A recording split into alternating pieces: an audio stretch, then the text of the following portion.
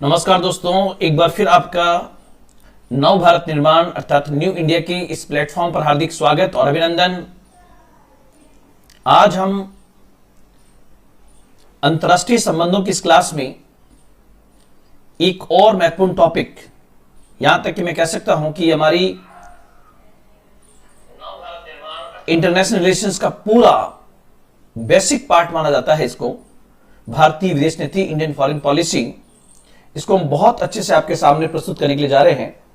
तो इस क्रम में हर पॉइंट को आपके सामने बहुत बेहतर तरीके से रिप्रेजेंट किया जाएगा दोस्तों, और कोशिश की जाएगी कि आपको हंसते हंसाते आपके चेहरों पर एक प्रकार का उमंग, जोश लाने का प्रयास किया जाएगा दोस्तों। कोविड-19 के इस दौर में आपके लिए नव भारत निर्माण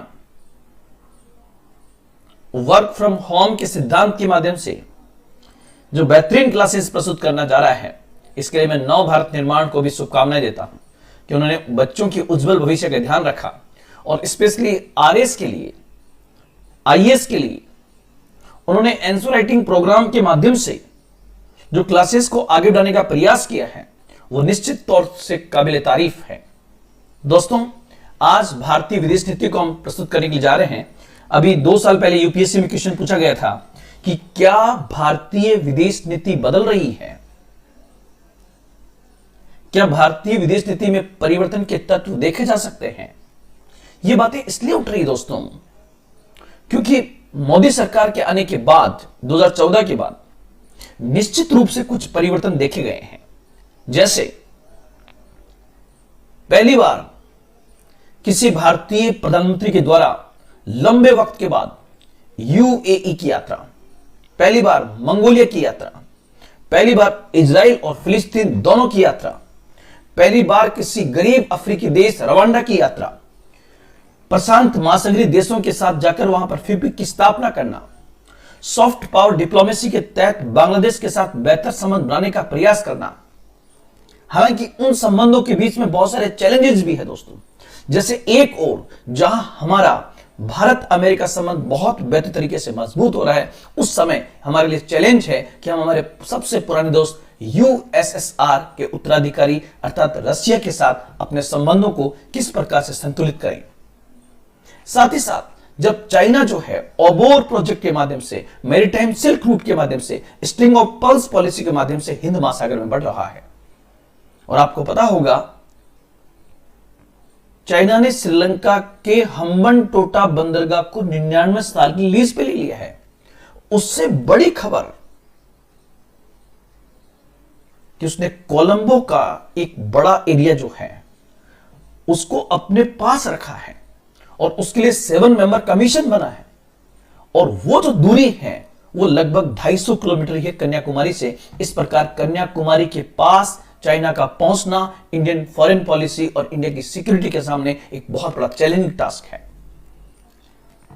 भारत के सबसे अच्छे 2 दोस्त नेपाल और भूटान, लेकिन जिस प्रकार से नेपाल के अंदर चीन का वर्चस्व बढ़ रहा है, चीन का प्रभाव बढ़ रहा है, वो आने वाले वक्त में भारत के लिए चुनौतीपूर्ण हो सकता है।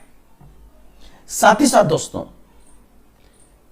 भूटान के प्रति भी हमें अपनी नीति में कुछ और ऐसा परिवर्तन करना पड़ेगा कि वो अच्छी तरीके से हमारे साथ आ सके। भारत दक्षिण एशिया का सबसे बड़ा देश है। मैं यहां पर कहना चाहता हूं कि एक और जहां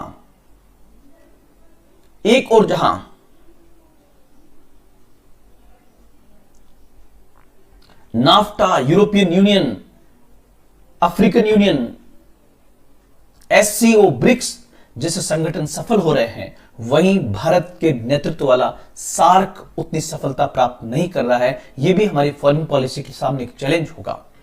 किस प्रकार से ग्लोबल वार्मिंग के मुद्दे पर भारत ने निश्चित रूप से सफलता प्राप्त की है, और जो अंतरराष्ट्रीय सौर गठबंधन बना है, इंटरनेशनल सोलर अलायंस बना है, जिसमें हमारे प्रधानमंत्री की प्रशंसा भी हुई है, वो भी मैं आपके सामने प्रस्तुत करने का प्रयास करूंगा। लेकिन इन सब पहलुओं के बीच सबसे इंपॉर्टेंट चीज होगी कि हम किस प्रकार से हमारी विदेश नीति में परिवर्तन देखते हैं और कहां पर मूल स्तंभ एज इट इज है। उन तमाम चीजों को बहुत अच्छे से आपके सामने प्रस्तुत करते हुए मैं आज भारतीय विदेश नीति को आपके सामने प्रस्तुत करूंगा। दोस्तों, इस क्रम में सबसे पहले कुछ चीजें जो आपको बतानी बहुत जरूरी है। सबसे पहले बदलते परिवेश में भारतीय विदेश नीति में भूमिका अदा करने वाले प्रमुख आयाम क्या है, इंपॉर्टेंट डायमेंशंस क्या है। जब इंपॉर्टेंट डायमेंशन की बात करेंगे तो मैं यहां से स्टार्ट करूंगा। नंबर 1, लुक ईस्ट पॉलिसी क्या है, लुक वेस्ट पॉलिसी क्या है, कनेक्ट सेंट्रल एशिया पॉलिसी क्या है, गुजराल डॉक्ट्राइन से आप क्या समझते हैं, कृष्णा डॉक्ट्राइन से आप क्या समझते हैं, पैरा डिप्लोमेसी से आप क्या समझते हैं, फोकस ब्लू इकोनॉमी पॉलिसी से आप क्या समझते हैं, एशिया पैसिफिक स्ट्रेटजी क्या है। और इसी का नाम दोस्तों आप ध्यान रखना, इसी को आप कहते हैं इंडो पैसिफिक स्ट्रेटजी। इसी का जो लेटेस्ट वर्जन आया है उसी को हम कहते हैं इंडो पैसिफिक स्ट्रेटजी। और ये आज की तारीख में हमारी फॉरेन पॉलिसी का सबसे इंपॉर्टेंट पार्ट भी बन रहा है। और ध्यान रखना, भारत ने हिंद महासागरीय देशों के साथ अपने बेहतर संबंध स्थापित करने के लिए जो नई रणनीति अपनाई है, जो नया नाम दिया गया है, उसका नाम है सागर। सागर क्या है, यह भी आपके सामने एक बहुत अच्छा क्वेश्चन बनने की पूरी संभावना होगी कि सागर क्या है। इसी प्रकार से सॉफ्ट पावर डिप्लोमेसी से आप क्या समझते हैं, नॉन अलाइनमेंट 2.0 क्या है, ट्रैक 1 और ट्रैक 2 डिप्लोमेसी क्या है, और ट्रैक 1.5 डिप्लोमेसी क्या है, और नेबरहुड फर्स्ट पॉलिसी क्या है। इतनी पॉलिसीज को हम पूरा पढ़ के और मैं आपके सामने प्रस्तुत करूंगा कि भारतीय विदेश नीति के प्रमुख आयाम कौन से हैं। ये पॉइंट भी हमारा होगा। उसके बाद में नेक्स्ट डिप्लोमेसी क्या है और ट्रैक 1. उसके बाद दोस्तों पहले मैं एक बार आपको चीजें आपके सामने रखता हूं। भारतीय विदेश नीति, उस भारतीय विदेश नीति में हम सबसे पहले पढ़ेंगे कि फॉरेन पॉलिसी किसे कहते हैं, और वो फॉरेन पॉलिसी के कौन कौन सी डेफिनेशंस है वो मैं आपके सामने सबसे पहले रखने का प्रयास करूंगा। उसके बाद हमारी विदेश नीति का ऑब्जेक्ट क्या है, object of India's foreign policy, उसको भी मैं आपके सामने रखूंगा। नेक्स्ट पॉइंट, भारतीय विदेश नीति के निर्धारक तत्व कौन से हैं, वो कौन से ऐसे डिटरमिनेंट्स हैं जो इंडियन फॉरेन पॉलिसी को डिसाइड करते हैं, उसको भी मैं आपके सामने रखने का पूरा प्रयास करूंगा। उसके बाद नेक्स्ट पॉइंट जो होगा, भारतीय विदेश नीति के प्रमुख सिद्धांत कौन से हैं, important principles of Indian foreign policy, भारतीय विदेश नीति के प्रमुख सिद्धांत कौन से हैं। उसके बाद नेक्स्ट पॉइंट होगा, गुजराल डॉक्ट्राइन से आप क्या समझते हैं। इंद्र कुमार गुजराल कौन थे जिनके नाम से पूरा एक सिद्धांत चलता है जिसको हम कहते हैं Gujral doctrine of India. Next point, Gujral doctrine के प्रमुख पॉइंट्स क्या है ये मैं आपको बताऊंगा। उसके बाद लुक ईस्ट पॉलिसी क्या है, लुक वेस्ट पॉलिसी क्या है, कनेक्ट सेंट्रल एशिया पॉलिसी क्या है, इसको हम देखेंगे। विथ मैप के माध्यम से मैं आपको समझाने का प्रयास करूंगा। अब इंडिया की एक्ट ईस्ट पॉलिसी क्या है जो अभी लेटेस्ट आ रही है, इसी को हम कहेंगे इंडियाज एक्ट पॉलिसी या एक्ट विथ आसियान भी कहते हैं, इसी को एक्ट विथ ईस्ट भी कहा जाता है, इसी को एक्ट विथ ईस्ट भी कहा जाता है। इसमें China, ASEAN, Australia, Japan, north east India और साउथ कोरिया के साथ किस प्रकार से भारत अपने बेहतर संबंध स्थापित करने का प्रयास कर रहा है उसको भी हम देखने का यहां पर पूरा प्रयास करेंगे। नेक्स्ट पॉइंट, एक शानदार मैप मैंने नेट से लिया था, मुझे अच्छा लगा, मैंने आपके सामने किया। इंडियाज लुक वेस्ट पॉलिसी क्या है, और इसी को एक नाम और है India's look west maritime policy क्या है, उसका एनालिसिस करने का प्रयास भी हम यहां पर करेंगे दोस्तों। उसके बाद नेक्स्ट पॉइंट आपका होगा इंडिया पैसिफिक रीजन क्या है, और इस इंडिया पैसिफिक रीजन के अंदर इंडो पैसिफिक पॉलिसी क्या है, इंडो पैसिफिक स्ट्रेटेजी क्या है, उसको भी मैं आपके सामने बताने का पूरा प्रयास करूंगा। नीली अर्थव्यवस्था की नीति क्या है, बहुत अच्छा। उसके बाद नीली अर्थव्यवस्था नीति के प्रमुख फोकस एरिया कौन से हैं, और भारत को ब्लू इकोनॉमी को फोकस क्यों करना चाहिए, इसको भी मैं चर्चा करूंगा। इंडिया सॉफ्ट पावर डिप्लोमेसी क्या है, भारत की सॉफ्ट पावर डिप्लोमेसी क्या है और उसका क्या इंपैक्ट पड़ा है, उसको भी दिखाने का पूरा प्रयास किया जाएगा। सॉफ्ट पावर डिप्लोमेसी की मैंने डेफिनेशन के रूप में आपके सामने रखा है। उसके बाद दोस्तों लेटेस्ट हमारी जो गवर्नमेंट है उसका पॉइंट है इंडियाज नेबरहुड पॉलिसी, पहले पड़ोस की नीति, इसी को हम कहते हैं पहले पड़ोस की नीति क्या है।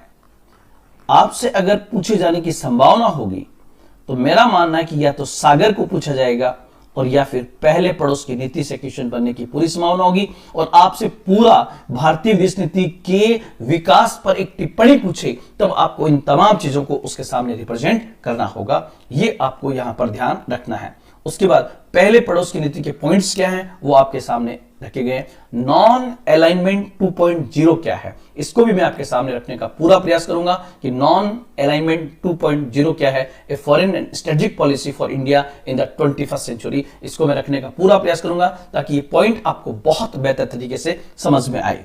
उसके बाद गुट निरपेक्षता 2.0 के नोट्स यहां पर रखे गए हैं दोस्तों। उसके बाद नेक्स्ट इतना पॉइंट्स आपको समझना है और मैं इसके साथ साथ ये बताऊंगा कि क्या मैं यहां पर एक क्वेश्चन डाल देता हूं ताकि मुझे याद रहे कि ये प्रश्न आपको बताना है। क्या भारत की विदेश नीति, क्या भारत की विदेश नीति बदल रही है? ये क्वेश्चन हम सबसे लास्ट में एनालिसिस आपके सामने में करने का प्रयास करूंगा ताकि आपको बहुत बेहतर तरीके से चीजें समझ में आए। तो ये पॉइंट भी हमारा यहां पर होगा। उसके बाद हम जस्ट आगे बढ़ते हैं।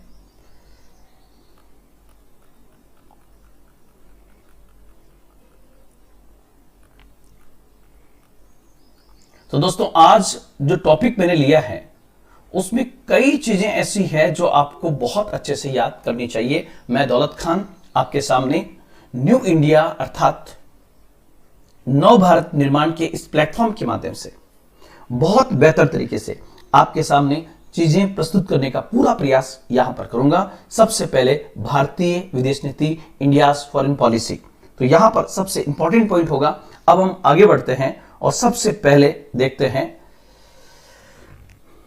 ये तो मैंने एक एक पॉइंट को हम क्लियर करेंगे। सबसे पहले एक आपसे पूछे कि विदेश नीति की सामान्य परिभाषा क्या होती है, तो दोस्तों ध्यान रखना, एक राष्ट्र दूसरे राष्ट्र के साथ या दूसरे संगठन के साथ बेहतर संबंध अपनाने के लिए जो नीति अपनाता है उस नीति को विदेश नीति कहा जाता है। और ध्यान रखना दोस्तों, विदेश नीति में सबसे अधिक जो वर्ड यूज आता है वो आता है डिप्लोमेसी, जिसको हम कूटनीति भी कहते हैं। और कूटनीति क्या होती है इसके लिए आप हमारा सबसे पहला आईआर का बेसिक वीडियो देखें जहां मैंने बहुत अच्छे से इस पॉइंट को वहां पर कवर कर रखा है। ध्यान रखना, जनरली फॉरेन पॉलिसी में जो नीतियां आती है उससे डिप्लोमेसी सबसे अधिक आ जाता है कि किस प्रकार एक देश बेहतर डिप्लोमेसी अपनाकर अपने राष्ट्रीय हितों और राष्ट्रीय सुरक्षाओं को पूरा करता है।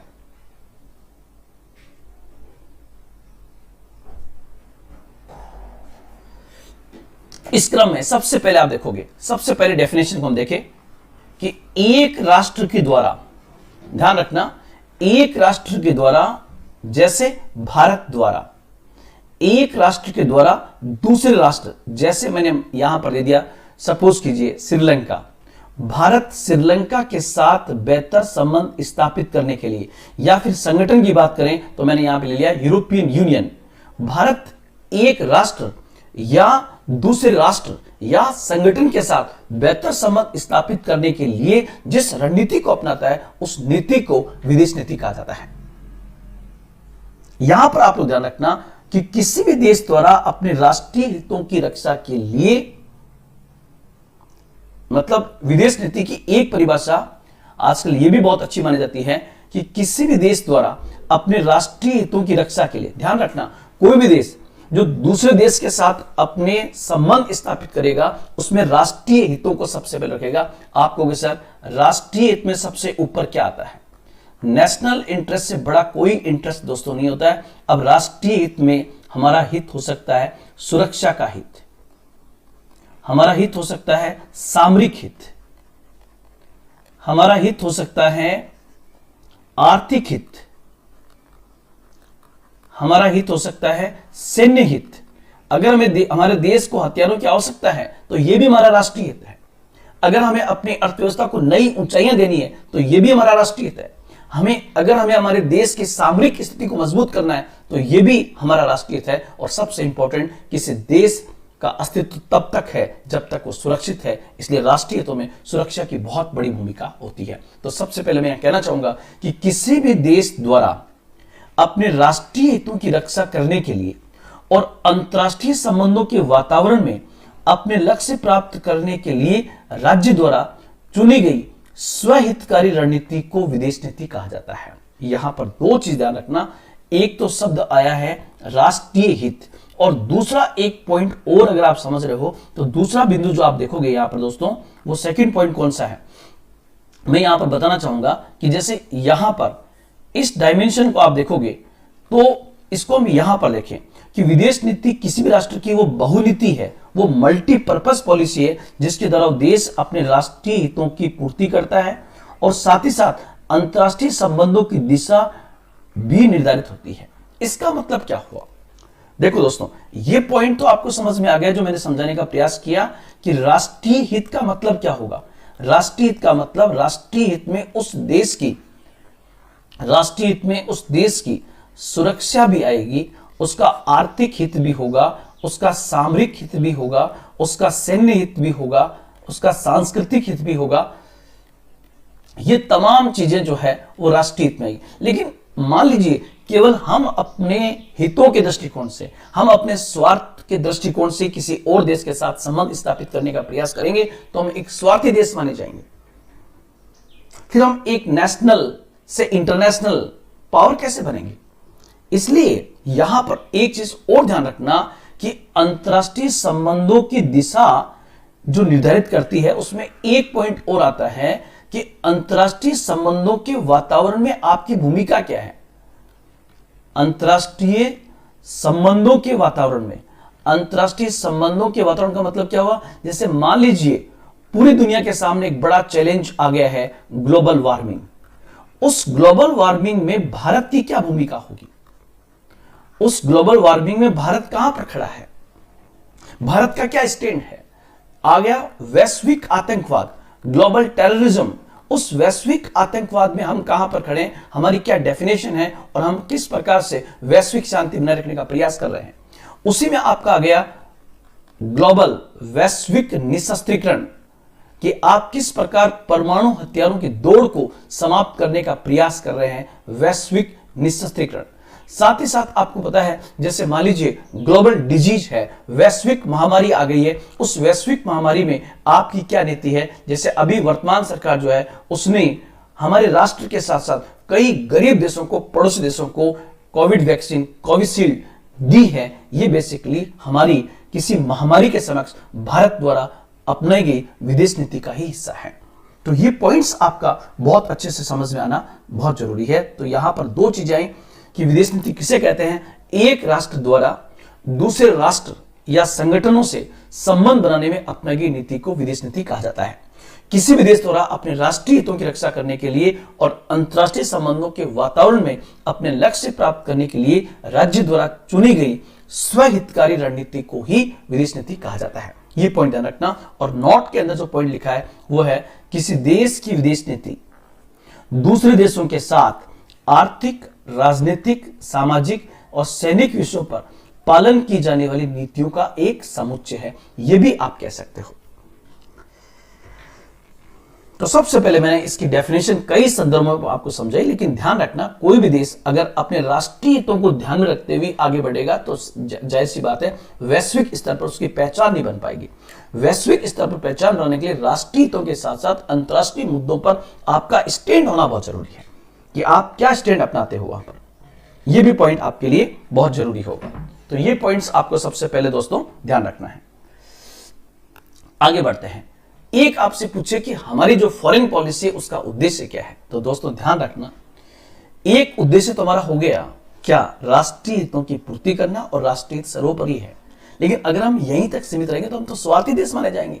इसलिए विदेश नीति का जो ऑब्जेक्ट होता है वो बहुउद्देशीय होता है, मल्टीपर्पज होता है। जैसे नंबर 1 आप देखोगे हमारी फॉरेन पॉलिसी के जो ऑब्जेक्ट में आप देखोगे, नंबर 1 सबसे पहले भारतीय विदेश नीति का पहला उद्देश्य है राष्ट्रीय हितों की पूर्ति करना और राष्ट्रीय हित सर्वोपरि होते हैं विदेश नीति के अंदर।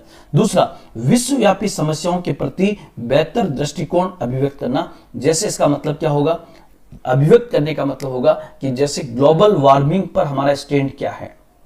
जैसे एक पॉइंट आपके सामने आया ग्लोबल वार्मिंग, ग्लोबल टेररिज्म पर हमारा क्या कहना है, ग्लोबल डिजीज पर हमारा क्या कहना है, वो सब चीजें भी आपकी काउंट होती है कि आपकी फॉरेन पॉलिसी किस स्टैंडर्ड की है। तो ये पॉइंट भी आपके यहां पर आएंगे। साथ ही साथ दोस्तों आप लोग और भी ध्यान रखेंगे कि इसके साथ साथ दूसरे पॉइंट के साथ साथ ध्यान रखना, अंतर्राष्ट्रीय शांति और सुरक्षा को बढ़ावा देना। हमारी फॉरेन पॉलिसी इस प्रकार से होगी कि हम अंतर्राष्ट्रीय शांति और सुरक्षा को बढ़ावा दें। जैसे अभी आपने देखा होगा कि जब आर्मीनिया और अजरबैजान के बीच लड़ाई हो रही थी तो भारत ने कहा कि इन दोनों का आंतरिक मामला है, अंतर्राष्ट्रीय स्तर पर हम शांति और सुरक्षा की अपील करते हैं। अभी इजराइल और फिलिस्तीन के मध्य जो वार हुआ उसमें भारत ने कहा कि दोनों के अपने अधिकार हैं, दोनों को संयम बरतना चाहिए, शांति से बातचीत के साथ रास्ता निकालने का प्रयास करना चाहिए। साथ ही साथ अंतर्राष्ट्रीय विवादों का निपटारा मध्यस्थता और बातचीत के माध्यम से किया जाएगा। यह भी हमारी फॉरेन पॉलिसी का एक ऑब्जेक्ट है। एक आप लोग ध्यान रखना, भारत जब आजाद हुआ तो भारत लगभग 200 वर्षों की गुलामी के बाद आजाद हुआ। भारत जिनका गुलाम था, हम जिनके गुलाम थे, वो साम्राज्यवादी थे, वो उपनिवेशवादी थे, वो नस्लवादी थे। इसलिए भारत ने तय किया हमारे राष्ट्रीय आंदोलन के दौरान ही कि जब हमारा देश आजाद होगा और हमारी स्वतंत्र विदेश नीति होगी तो उस समय हम भारत जो है वो साम्राज्यवाद का, इंपीरियलिज्म का, कॉलोनियल रूल का, उपनिवेशवाद का और एथनिसिटी का, नस्लवाद का विरोध करेगा। इसलिए आप लोग ध्यान रखना, हमारी फॉरेन पॉलिसी का एक पॉइंट यह भी है कि भारत जो है साम्राज्यवाद, उपनिवेशवाद और नस्लवाद का विरोधी है। साथ ही साथ दोस्तों ध्यान रखना, जैसे भारत दुनिया में किसी भी देश में लोकतंत्र की स्थापना का समर्थन करता है, जैसे हाल ही में लेटेस्ट आपको पता है कि म्यांमार के अंदर सत्ता का परिवर्तन हुआ है। म्यांमार में वहां पर लोकतांत्रिक सरकार को, आंग सान सूकी की सरकार को, नेशनल लीग फॉर डेमोक्रेसी की जो सरकार थी उसको हटा करके सेना ने कब्जा कर लिया है। भारत ने खुलकर तो नहीं बोला है, लेकिन यह जरूर कहा है कि वहां की सरकार और डेमोक्रेटिक पार्टीज को संयम से काम लेना चाहिए। क्योंकि अगर हम कुछ बोलेंगे तो अभी म्यांमार के अंदर चाइना का हस्तक्षेप बहुत तेज गति से बढ़ रहा है, वो दांव भारत पे उल्टा पड़ सकता है। अगर भारत 1970 के दशक में होता तो भारत ने उस समय म्यांमार से अपने संबंध अलग कर लिए थे, लेकिन अभी मजबूरियां हैं, ऐसा नहीं कर सकता क्योंकि हिंद महासागरीय क्षेत्र में चाइना बहुत तेज गति से बढ़ रहा है। और साथ ही साथ दोस्तों ध्यान रखना, वैश्विक संकटों का हल बातचीत के माध्यम से करना, यह भी हमारी फॉरेन पॉलिसी का पार्ट है। तो सबसे पहले राष्ट्रीय हित, विश्वव्यापी समस्याओं के प्रति बेहतर दृष्टिकोण, अंतर्राष्ट्रीय शांति और सुरक्षा को बढ़ावा देना, अंतर्राष्ट्रीय विवादों का निपटारा मध्यस्थता और बातचीत के माध्यम से करना, साम्राज्यवाद, उपनिवेशवाद और नस्लवाद का विरोध करना, विश्व के सभी देशों में लोकतंत्र का समर्थन करना और वैश्विक संकटों का हल बातचीत के माध्यम से निकालना, यह हमारा सबसे इंपॉर्टेंट पॉइंट होगा दोस्तों। तो आपको ये पॉइंट्स तो कम से कम याद करके जाने हैं कि भारतीय विदेश नीति के ऑब्जेक्ट क्या क्या होंगे, उसको आपको ध्यान में रखना है। नेक्स्ट पॉइंट, एक बहुत अच्छा क्वेश्चन अभी मैं देख रहा था कि 2010 के आसपास यूपीएससी में क्वेश्चन पूछा गया था कि भारतीय विदेश नीति के प्रमुख निर्धारक तत्व कौन से हैं। बहुत शानदार क्वेश्चन आया था कि भारतीय विदेश नीति के प्रमुख निर्धारक तत्व क्या है। इसमें मैं कहना कहूं, यहां पर जो शब्द आया था वो आएगा डिटर्मिनेंट्स ऑफ,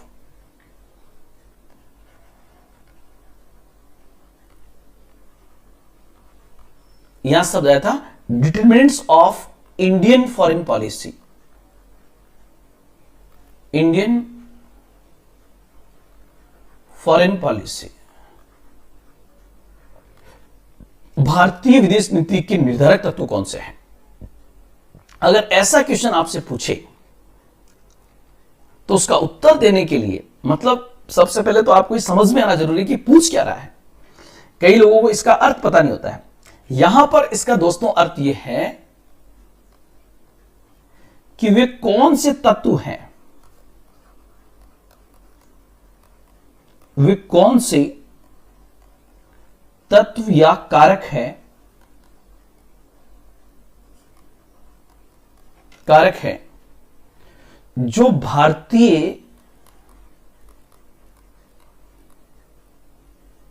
भारतीय विदेश नीति के निर्धारण मतलब उसके मेकिंग प्रोसेस में, निर्धारण में अहम भूमिका अदा करते हैं।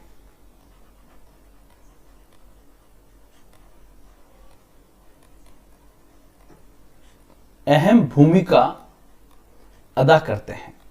आप कहोगे सर आपने इंग्लिश में बता दिया तो भी समझ में नहीं आया, और आपने सर हिंदी में बता दिया तो भी हमारे तो समझ में नहीं आया। तो मैं और एक तरीके से आपको समझाने का यहां प्रयास करता हूं। दोस्तों देखिए, आप सबसे पहले मैं कहना चाहूंगा इसका मतलब क्या है। आप इसको ऐसे लीजिए कि जैसे आपके पड़ोसी हैं, आप जिस मोहल्ले में रहते हैं उसमें आप अपने पड़ोसियों के साथ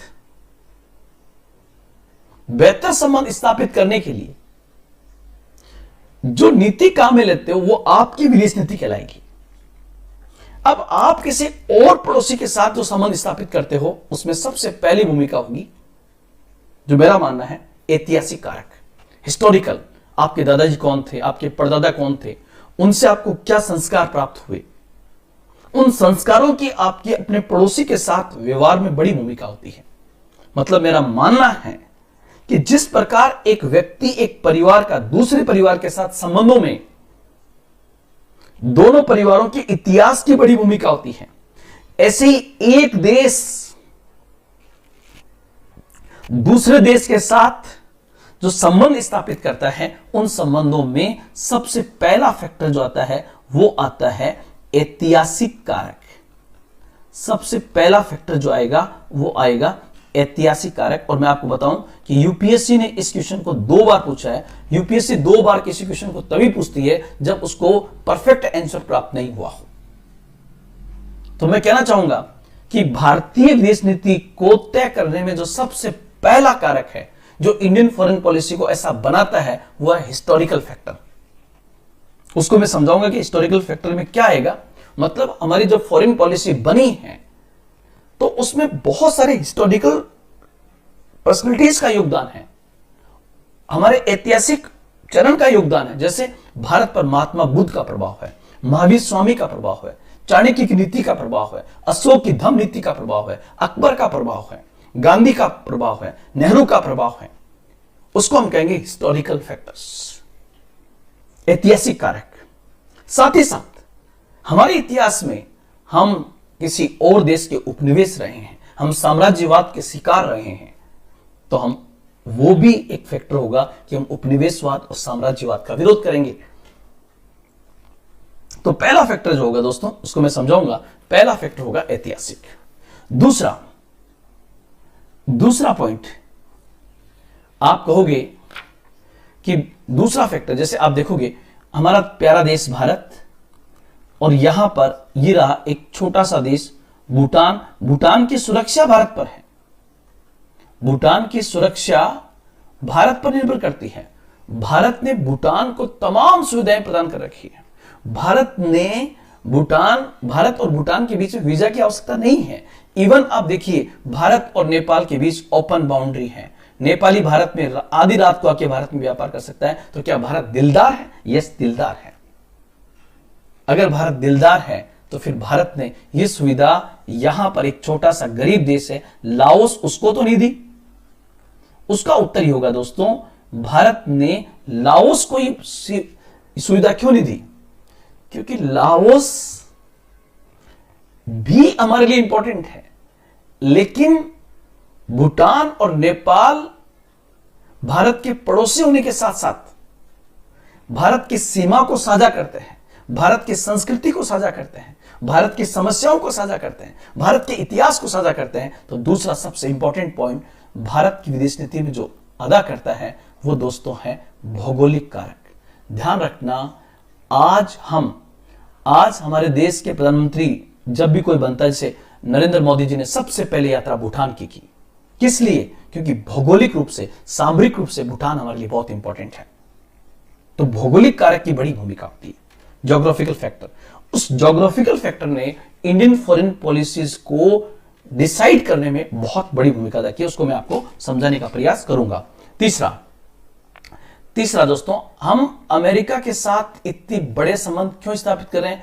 क्योंकि अमेरिका एक बहुत बड़ी इकोनॉमी है और भारत अमेरिका संबंधों में जो सबसे बड़ा फैक्टर है वो बेसिकली आर्थिक कारक है। इकोनॉमिक फैक्टर वहां पे काम कर रहा है, तो आर्थिक कारक की भूमिका होगी। एक आप लोग ध्यान रखना, जब फॉरेन पॉलिसी बनती है तो उसमें वैचारिक कारकों का बड़ा प्रभाव होता है कि किन लोगों ने उसको तैयार किया है। वैचारिक कारक की भी एक बड़ी भूमिका वहां पर होती है। साथ ही साथ ध्यान रखना, जब हम आजाद हुए तो हमें व्यापक स्तर पे हथियारों की आवश्यकता थी। अब कौन हमें हथियार देगा, कौन हमें सपोर्ट करेगा, उस सैन्य कारक की भी फॉरेन पॉलिसी में बड़ी भूमिका होती है, सैन्य कारक की भी।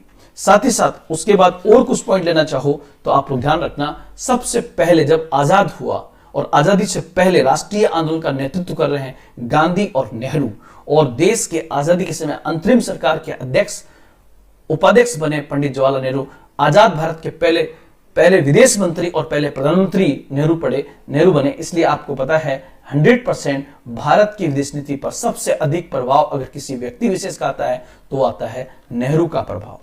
मतलब भारत की विदेश नीति के निर्धारण में नेहरू का प्रभाव 100% आएगा। जब नेहरू का प्रभाव आएगा तो गुटनिरपेक्ष आंदोलन का भी आएगा।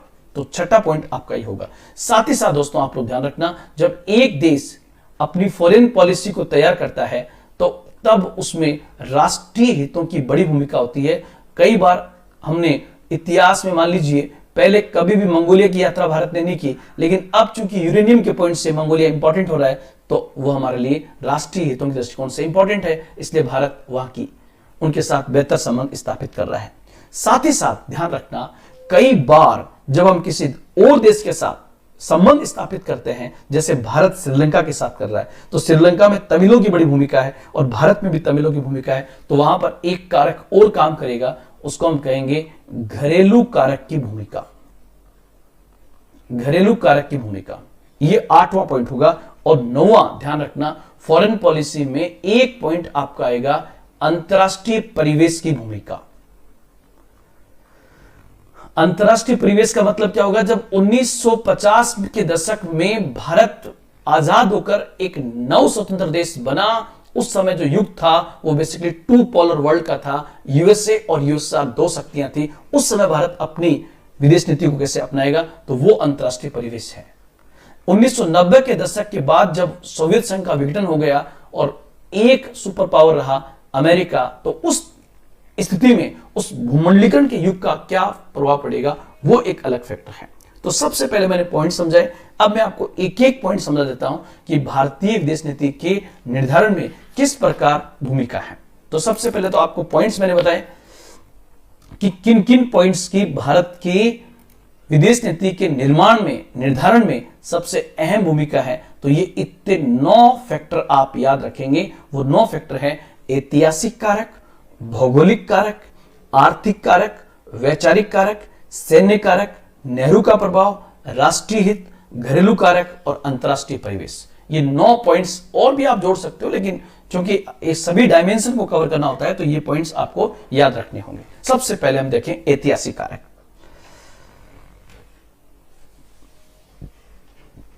ऐतिहासिक कारक, अब ऐतिहासिक कारक में आपसे मान लीजिए पर्टिकुलर इसी पर क्वेश्चन आ जाता है कि ऐतिहासिक कारक ने किस प्रकार, अगर क्वेश्चन आपसे ये पूछ ले ऐसे कि ऐतिहासिक कारक ने किस प्रकार भारतीय विदेश नीति के निर्धारण में अपनी भूमिका अदा की है। अगर मान लीजिए क्वेश्चन ऐसे आता है दोस्तों, एक बार तो मैंने पूरा ले लिया आपके सामने और अब मैं इंडिविजुअल क्वेश्चन लेता हूं कि अगर ऐसा क्वेश्चन आए कि ऐतिहासिक कारक ने किस प्रकार भारतीय विदेश नीति के निर्धारण में अहम भूमिका अदा की है, तो इसको आप कैसे बताओगे?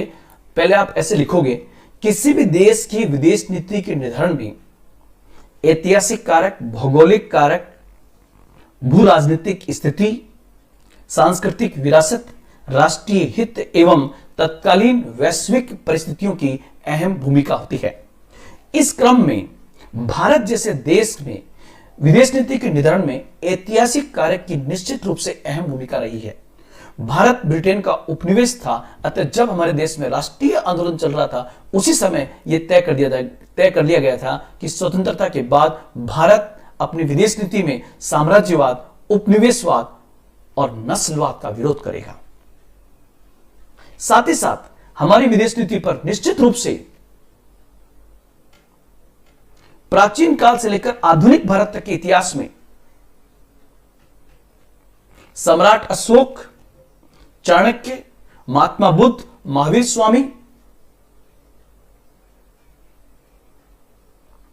अकबर और गांधी की नीतियों को स्पष्ट रूप से देखा जा सकता है। अतः स्पष्ट है कि भारतीय विदेश नीति के निर्माण में ऐतिहासिक कार्य की अहम भूमिका रही है। इसको आप ढूंढ भी सकते हो। जैसे आप देखते हो हमारी विदेश नीति का पॉइंट है सत्य और अहिंसा को भारत बढ़ावा देगा। यह सत्य और अहिंसा कहां से आए? महावीर स्वामी से। भारत दूसरे राज्यों पर हमला करके नरसंहार नहीं करेगा। सम्राट अशोक का संदेश। किसी दूसरे देश के साथ संबंध स्थापित करने में निश्चित रूप से आर्थिक कारक अपनी भूमिका अदा करेंगे। चाणक्य नीति। तो ये पॉइंट्स आपको यहां पर बहुत अच्छे से आने चाहिए। तो ये बिंदु यहां पर आएगा। फिर आपसे पूछे कि भारतीय विदेश नीति के निर्धारण में भौगोलिक कारकों की क्या भूमिका है, ज्योग्राफिकल फैक्टर की क्या भूमिका है। भौगोलिक कारक की क्या भूमिका है? तो देखो, सबसे पहले दोस्तों, भारतीय विदेश नीति का निर्माण हमारे राष्ट्रीय आंदोलन के दौरान ही हो गया था, परंतु वास्तविकता में उसका धरातल पर आगमन देश की आजादी के बाद हुआ।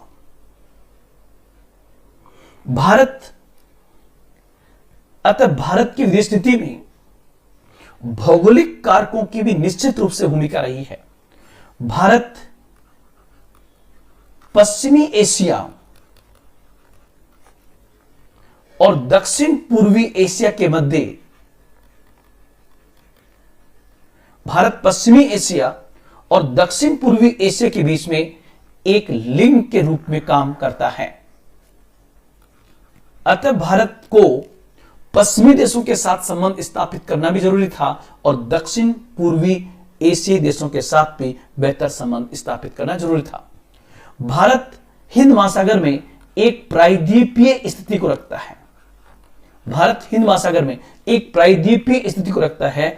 अतः उत्तर में उसे यूएसएसआर और चाइना जैसे साम्यवादी देशों के साथ बेहतर संबंध स्थापित करना जरूरी था। तो हिंद महासागर क्षेत्र में उस समय बढ़ते अमेरिका के साथ भी उसको संतुलित संबंध स्थापित करना जरूरी था। भारत के पास दो लैंडलॉक कंट्री है। भारत के पड़ोस में नेपाल और भूटान, और नेपाल और भूटान की सुरक्षा पर भारत की सुरक्षा निर्भर करती है। अतः इन दो भौगोलिक कारकों ने, नेपाल और भूटान की भौगोलिक स्थिति ने हमेशा भारतीय विदेश नीति में नेपाल और भूटान को वरीयता प्रदान की। साथ ही साथ 21वीं शताब्दी के इस बदलते परिदृश्य में जिस प्रकार चाइना तेज गति से हिंद महासागर में अपने मैरीटाइम सिल्क रूट के माध्यम से तेज गति से बढ़ रहा है, उस स्थिति में छोटे छोटे देश जिनकी जनसंख्या और क्षेत्रफल भारत के सामने बहुत कम है, उसके बावजूद भारत ने सेशेल्स, मालदीव, श्रीलंका, मॉरिशस जैसे देशों की भौगोलिक स्थिति को ध्यान में रखते हुए उनके साथ बेहतर संबंध स्थापित करने का प्रयास किया है।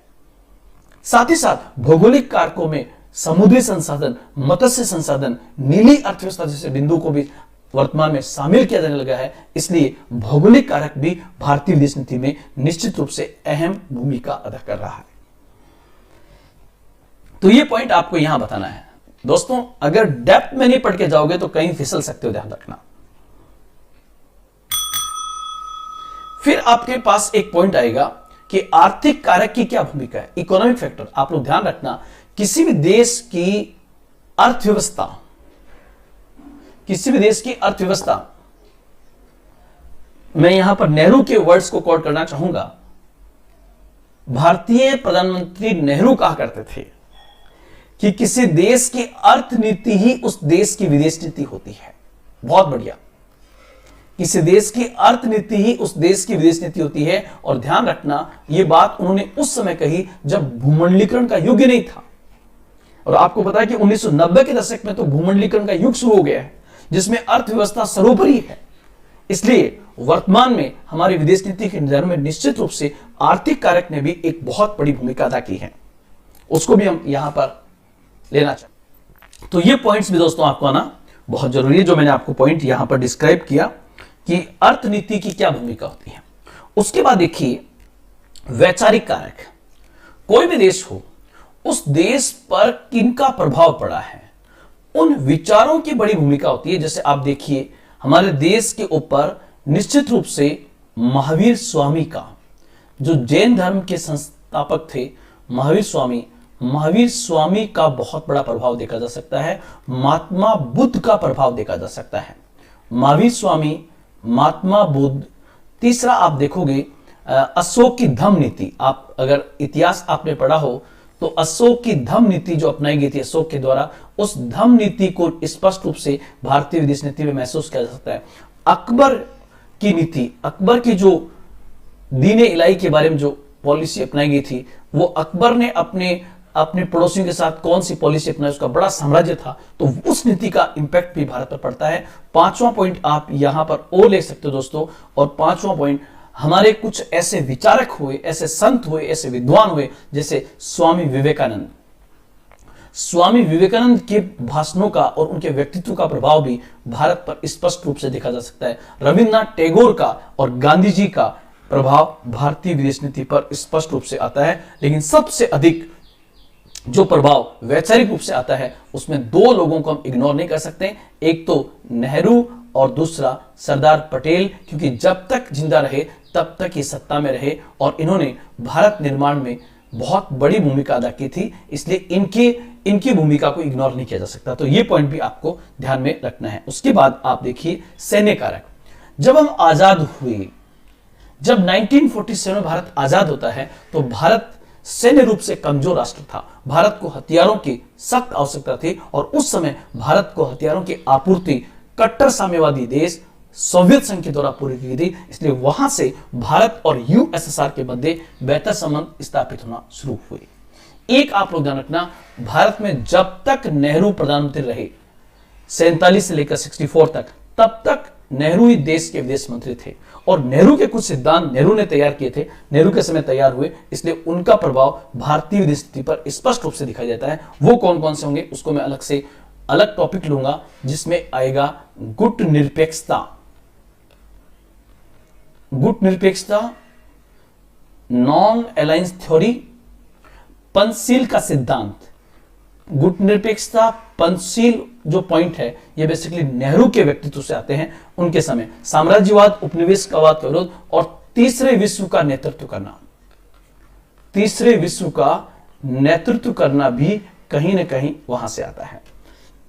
अब इसके बाद आप देखिए, ये मैंने सबसे पहले कहा है, हमने सबसे पहले कहा था कि किसी भी देश की विदेश नीति के निर्धारण में राष्ट्रीय हितों की सबसे बड़ी भूमिका होती है। जब राष्ट्रीय हित की बात आती है तो ध्यान रखना दोस्तों, कई बार ऐतिहासिक और सिद्धांत भी पीछे रह जाते हैं। जैसे मान लीजिए मैं एक एग्जांपल देता हूं, भारत लोकतंत्र का सबसे बड़ा समर्थक देश है।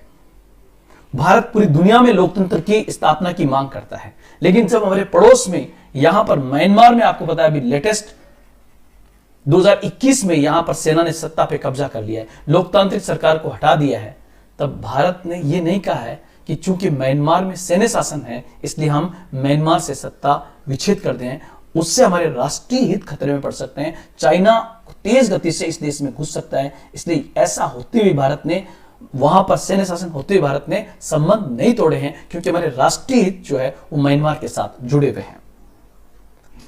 घरेलू कारक, अगर इस पॉइंट को आप समझ रहे हो तो दोस्तों मैं बताना चाहूंगा इसको, घरेलू कारक को, कि घरेलू कारक जो है वो किस प्रकार से भूमिका अदा करते हैं। तो इसके लिए जगह मुझे मेरे पास होनी चाहिए।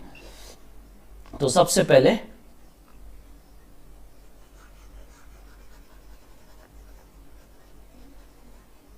देखिए आप,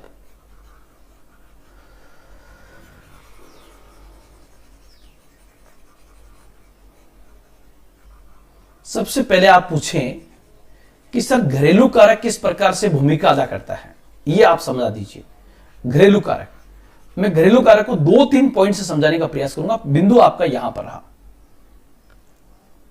घरेलू कारक, और पेन का कलर भी यहां पर मैं आपके लिए चेंज कर देता हूं और ब्लू पेन ले लेता हूं कि घरेलू कारक जो है, ये आपका 8वां बिंदु जो यहां पर दिया हुआ है। घरेलू कारक किस प्रकार भारतीय विदेश नीति के निर्धारण में अहम भूमिका अदा कर रहा है। तो आप देखिए दोस्तों, नंबर 1 में आपको कहूं, मैंने देश लिया भारत, और भारत श्रीलंका संबंधों में हमेशा एक मुद्दा डिसाइड करता है, वो घरेलू मुद्दा है, भारत का तमिलनाडु। और भारत के तमिलनाडु के जो तमिल हैं, उनके हित जो है वो बेसिकली श्रीलंका के तमिलों के साथ जुड़े हुए हैं। इसलिए भारत श्रीलंका के साथ अपने संबंध स्थापित जब करेगा, तब इस घरेलू कारक का जरूर ध्यान रखेगा। मान लीजिए कि तमिलनाडु में चुनाव है, तो भारत सरकार कोई ऐसा बिंदु नहीं बोलेगी जो तमिलों के खिलाफ हो, क्योंकि श्रीलंका के जो तमिल हैं उनके साथ भारतीय तमिल भावनात्मक रूप से जुड़े हुए हैं। तो यहां पर आप देखिए घरेलू कारक जो है वो अदा कर रहा है। साथ ही साथ आप चलिए नेपाल के अंदर, तो नेपाल में आप देखोगे तो भारत नेपाल के संबंध बहुत अच्छे हैं, लेकिन लेटेस्ट संविधान जो लागू हुआ है वहां पर नेपाल के तराई क्षेत्र में रहने वाले भारतीय मूल के लोगों को मधेसी कहते हैं। अब मधेसी जो है वो बेसिकली मूलतः भारतीय है, इसलिए भारत नेपाल संबंध जब स्थापित होंगे तो वहां मधेसी फैक्टर की बड़ी भूमिका होगी। इसी प्रकार आप देखोगे बांग्लादेश के साथ, बांग्लादेश, हमें पता है कि बांग्लादेश को हमें नदियों के पानी का कुछ हिस्सा बांग्लादेश के हित में जाना चाहिए, लेकिन वहां बंगाल का मुद्दा जुड़ा हुआ है। जब बंगाल का इश्यू आएगा तो वहां पर वो 50-50% पर हम नहीं जा सकते। तो ऐसे कई सारे बिंदु हैं जो आपको पता है घरेलू कारक भी विदेश नीति के निर्धारण में अहम भूमिका अदा करते हैं।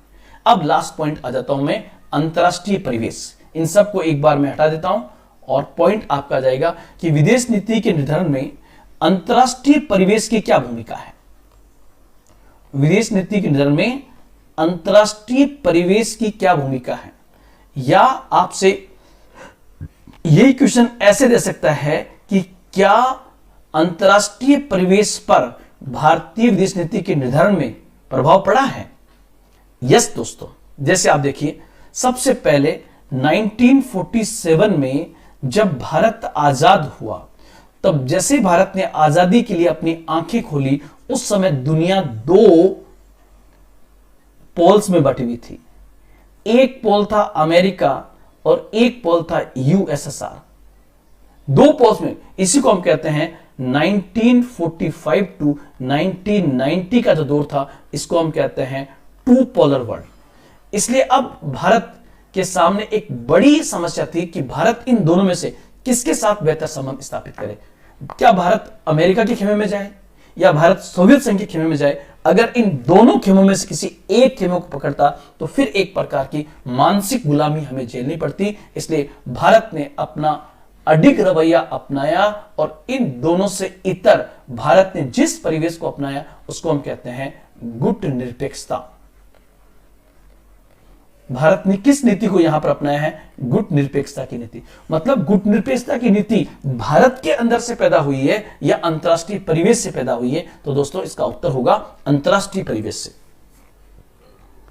जो इंटरनेशनल सिनेरियो है वहां से पैदा हुई है। अब आप देखिए, उसके बाद आप देखिए 1990 के दशक में आपको पता है कि एक नया युग शुरू होता है जिसको हम कहते हैं भूमंडलीकरण, उदारीकरण, निजीकरण। और जब यह वैश्विक स्तर पर शुरू हुआ तो इसका प्रभाव भारतीय विदेश नीति पर स्पष्ट रूप से देखा जा सकता है। और यही कारण है कि हमारी विदेश नीति में इन फैक्टर्स को शामिल किया गया और हमने अमेरिका जैसे देश के साथ बेहतर संबंध स्थापित किए। साथ ही साथ आप देखोगे 2020 और 2020 फॉरेन पॉलिसी पर जो सबसे बड़ा इंपैक्ट लाने वाला है वो है कोविड-19। इस कोविड-19 में जब भारत मान लीजिए स्वास्थ्य के स्तर पर कई चीजों पर संघर्ष कर रहा है, इस स्थिति में भारत की मदद कौन करता है। साथ ही साथ हमारे प्रधानमंत्री श्री नरेंद्र मोदी जी ने कहा है कि कोविड-19 का इंपैक्ट खत्म होने के बाद इस समय को याद किया जाएगा प्री कोविड और पास्ट कोविड के रूप में, इसको समय को याद रखा जाएगा। तो ऐसे global disease, global terrorism, global economic reforms जो है वो निश्चित रूप से किसी देश की विदेश नीति के निर्धारण में अहम भूमिका अदा करते हैं। तो इस पॉइंट को भी आपको यहां पर ध्यान रखना होगा। तो ये पॉइंट भी आपका यहां पर होगा। तो ये सबसे पहले आपसे क्वेश्चन पूछे कि भारतीय विदेश नीति के निर्धारण में किन फैक्टर्स की भूमिका है, तब आपको निश्चिंत होकर यह उत्तर देना है इन फैक्टर्स की भूमिका जो मैंने आपको समझाए हैं।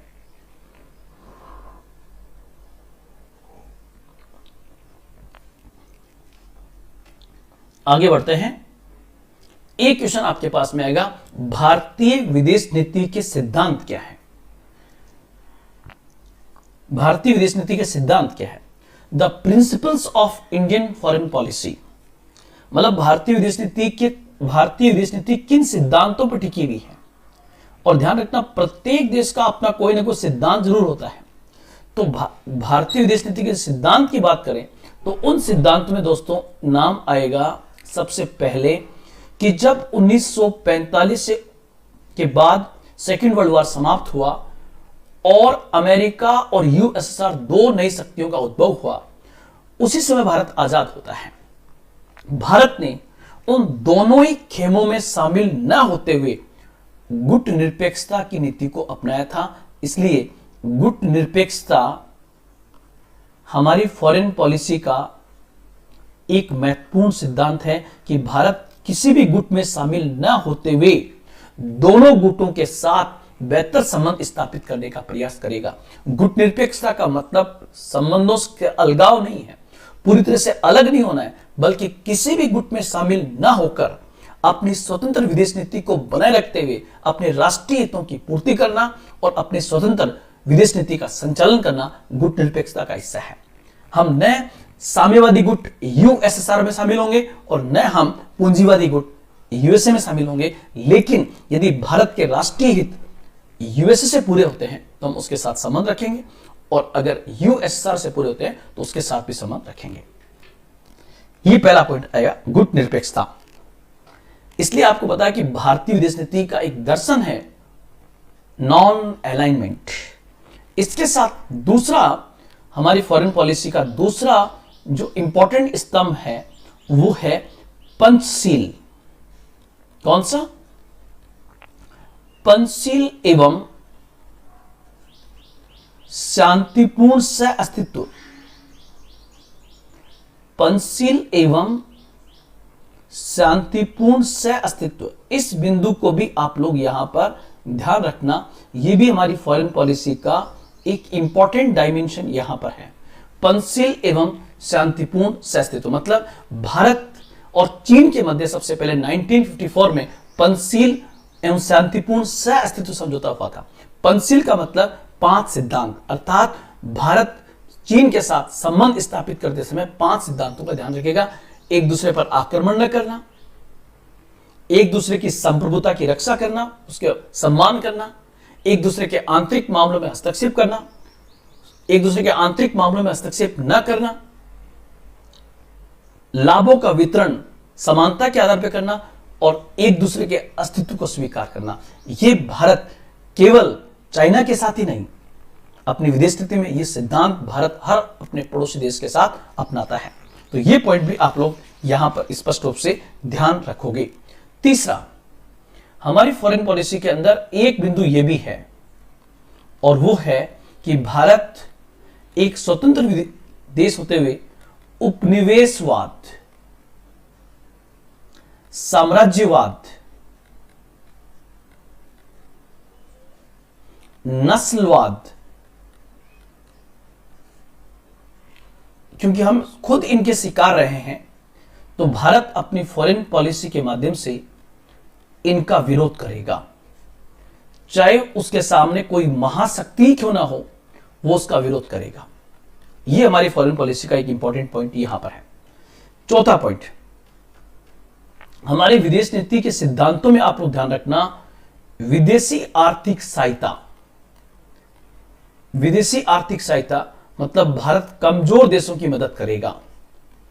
और ऐसा किया भी दोस्तों, जब हमारे पास कुछ भी नहीं था फिर भी हमने नामीबिया जैसे देश की मदद की, हमने सूडान जैसे देश की मदद की, तो ये भी है। साथ ही साथ भारत अपनी फॉरेन पॉलिसी में अंतर्राष्ट्रीय शांति और सुरक्षा को बनाए रखने के लिए हमेशा संयुक्त राष्ट्र का समर्थन करेगा। तो यहां पर एक पॉइंट आ जाएगा, संयुक्त राष्ट्र का समर्थन, the support of United nation. संयुक्त राष्ट्र का समर्थन जो है वो भी एक इंपॉर्टेंट पॉइंट यहां पर बनेगा।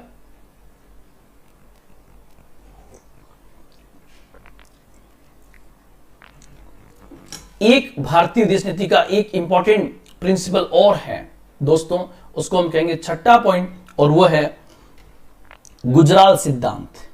भारत अपने पड़ोसी देशों के साथ संबंधों को स्थापित करने में गुजराल सिद्धांत को वरीयता देगा। गुजराल सिद्धांत क्या है यह मैं भी आपको थोड़ी देर में बताऊंगा, लेकिन इस सिद्धांत को आप लोग ध्यान रखना। साथ ही साथ भारत आगे बढ़ने के लिए अपने फॉरेन पॉलिसी में शांति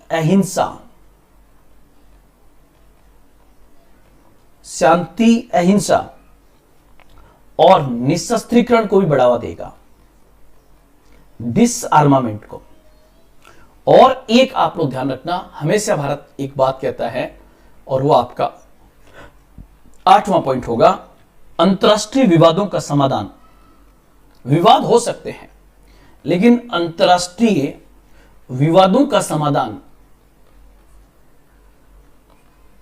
अंतरराष्ट्रीय विवादों का समाधान शांतिपूर्ण तरीके से किया जाएगा। यह भारत हमेशा से बल देता है, वो चाहे इजराइल फिलिस्तीन का मसला हो, चाहे अमेरिका ईरान का मसला हो, चाहे सीरिया और इराक का मसला हो, चाहे यूएई और ओमान का मसला हो, चाहे भारत और पाकिस्तान का मसला हो, चाहे भारत और श्रीलंका का मसला हो, चाहे भारत और नेपाल का मसला हो, चाहे चाइना और कजाकिस्तान का मसला हो, चाहे जापान और उत्तरी कोरिया का मसला हो, भारत इस बात पे बल देता है कि अंतरराष्ट्रीय विवादों का समाधान जो है वो शांतिपूर्ण तरीके से होना चाहिए।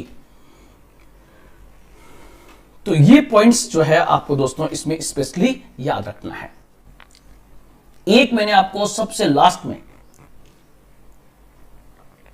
एक क्वेश्चन लिखा था कि क्या भारतीय विदेश नीति बदल रही है, उसका एक पॉइंट आप यहीं पर याद रखना दोस्तों, उसका एक बिंदु आप यहीं पर याद रखना। जैसे क्या भारतीय विदेश नीति बदल रही है, तो कई लोग ऐसे होंगे जो सीधा सीधा इस प्रश्न को उत्तर को लिखेंगे, हां भारतीय विदेश नीति बदल रही है। लेकिन दोस्तों मैं आपको कहना चाहूंगा कि आप इस प्रकार उत्तर लिखकर मत आना, क्योंकि वो उत्तर बेस्ट नहीं होगा। उत्तर बेस्ट क्या होगा आपको ये बताना है कि 1947 से आरंभ हुई भारतीय विदेश नीति 2021 तक पहुंचते पहुंचते निश्चित रूप से उसमें राष्ट्रीय हितों और बदलती वैश्विक परिस्थितियों के अनुरूप कई नए परिवर्तन देखे जा सकते हैं, परंतु आज भी भारतीय विदेश नीति के मूल स्तंभ वही है जो 1947 में थे। जैसे भारत लोकतंत्र, शांति, अहिंसा और निशस्त्रीकरण का आज भी समर्थक है। भारतीय विदेश नीति का आधार गुटनिरपेक्षता है जो आज भी बनी हुई है। पंचशील एवं शांतिपूर्ण अस्तित्व का समर्थन करता है। भारत संयुक्त राष्ट्र का समर्थन करता है। इसके साथ साथ फिर आप लिख सकते हो कुछ नए परिवर्तन देखे जा सकते हैं, वो फिर दिखा दी। मतलब जैसे कोई बिल्डिंग है तो कभी भी बिल्डिंग जब का रेनोवेशन होगा तो उसके पिलर नहीं फोड़े जाते हैं, पिलर वो के वही होते हैं, उसको रेनोवेट किया जाता है।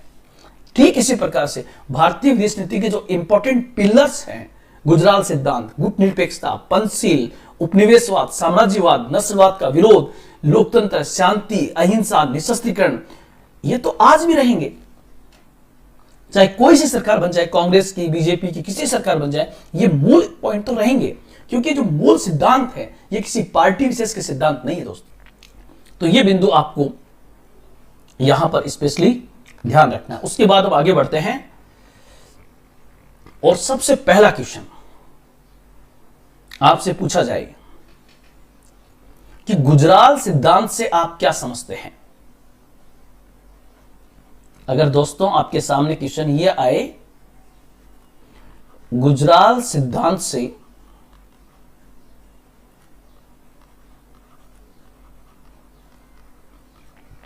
आप क्या समझते हैं,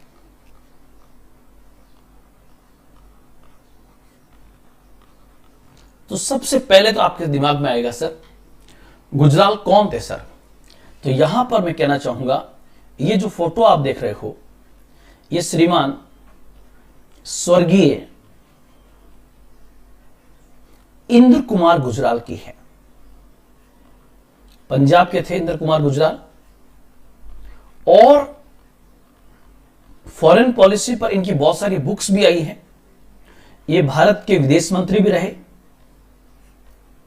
और ध्यान रखना ये भारत के प्रधानमंत्री भी रहे। तो मैं कह सकता हूं कि भारत के पूर्व प्रधानमंत्री एवं पूर्व विदेश मंत्री स्वर्गीय इंद्र कुमार गुजराल ने 1990 के दशक में भारतीय विदेश नीति को मजबूत करने के लिए जो सिद्धांत प्रस्तुत किए, उन्हें गुजराल सिद्धांत के नाम से जाना जाता है। उन्हें गुजराल सिद्धांत के नाम से जाना जाता है। यह पॉलिसी 1996 में अपनाई गई थी। 1990 का दशक होगा और 1996 में अपनाई गई थी। गुजराल सिद्धांत जो है वो बेसिकली 5 सिद्धांतों पर टिका हुआ है। और आप लोग ये भी ध्यान रखना, श्रीमान इंद्र कुमार गुजराल ने यह कहा कि भारत को अपने पड़ोसी देशों के साथ बेहतर संबंध स्थापित करने के लिए इन 5 सिद्धांतों को फोकस करना चाहिए। पड़ोसी देश मतलब बांग्लादेश, नेपाल, भूटान, श्रीलंका, मालदीव, पाकिस्तान, अफगानिस्तान और म्यांमार के साथ बेहतर संबंध स्थापित करने के लिए इन 5 सिद्धांतों को आधार बनाना चाहिए। उसमें उन्होंने सबसे पहले यह कहा कि सबसे पहला पॉइंट है कि भारत अपने पड़ोसी के साथ परस्पर कोई भी व्यवहार करे तो परस्पर उसमें विश्वास होना चाहिए। मतलब मान लीजिए कि मैं 1 मिनट के लिए एग्जांपल आपको दूं कि भारत पाकिस्तान को 50 लाख कोविड या कोवैक्सीन वैक्सीन दे और पाकिस्तान भारत पर शक करे कि यार ये कोई जहर तो नहीं दे रहे हैं, तो कोई मतलब नहीं रहा। फिर तो जो आदान प्रदान हो, जो आयात निर्यात हो, उसमें परस्पर विश्वास होना बहुत जरूरी है। तो पहला सिद्धांत क्या है, भारत अपने पड़ोसी देश के साथ जब आदान प्रदान करेगा तो परस्पर विश्वास के साथ आदान प्रदान करेगा और अपनी तरफ से कोई मांग जाहिर नहीं करेगा, कोई मांग जाहिर नहीं करेगा।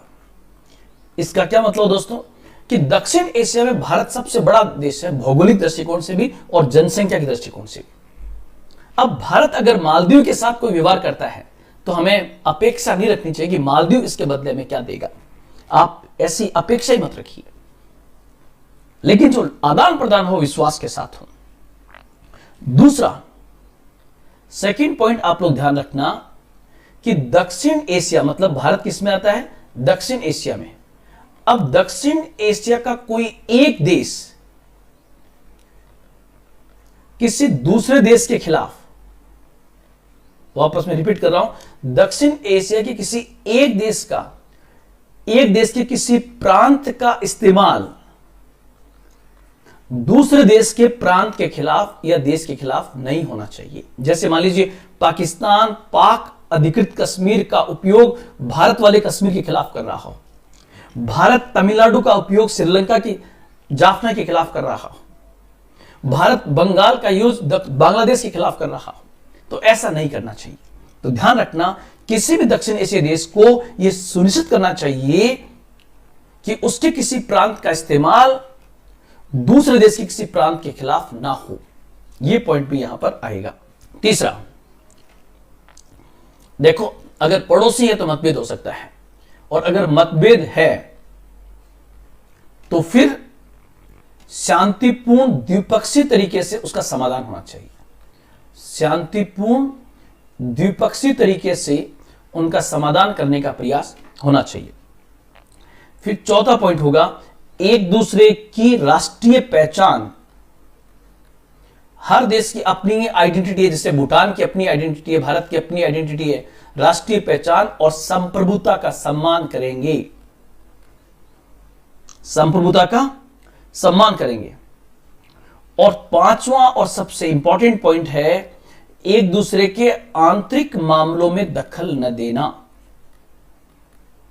आंतरिक मामलों में दखल न देना, यह भी आप लोग ध्यान रखना। यह सिद्धांत चूंकि इंद्र कुमार गुजराल के द्वारा प्रस्तुत किए गए थे, इसलिए इसे गुजराल सिद्धांत या गुजराल डॉक्ट्रिन के नाम से जाना जाता है। आप कहोगे सर,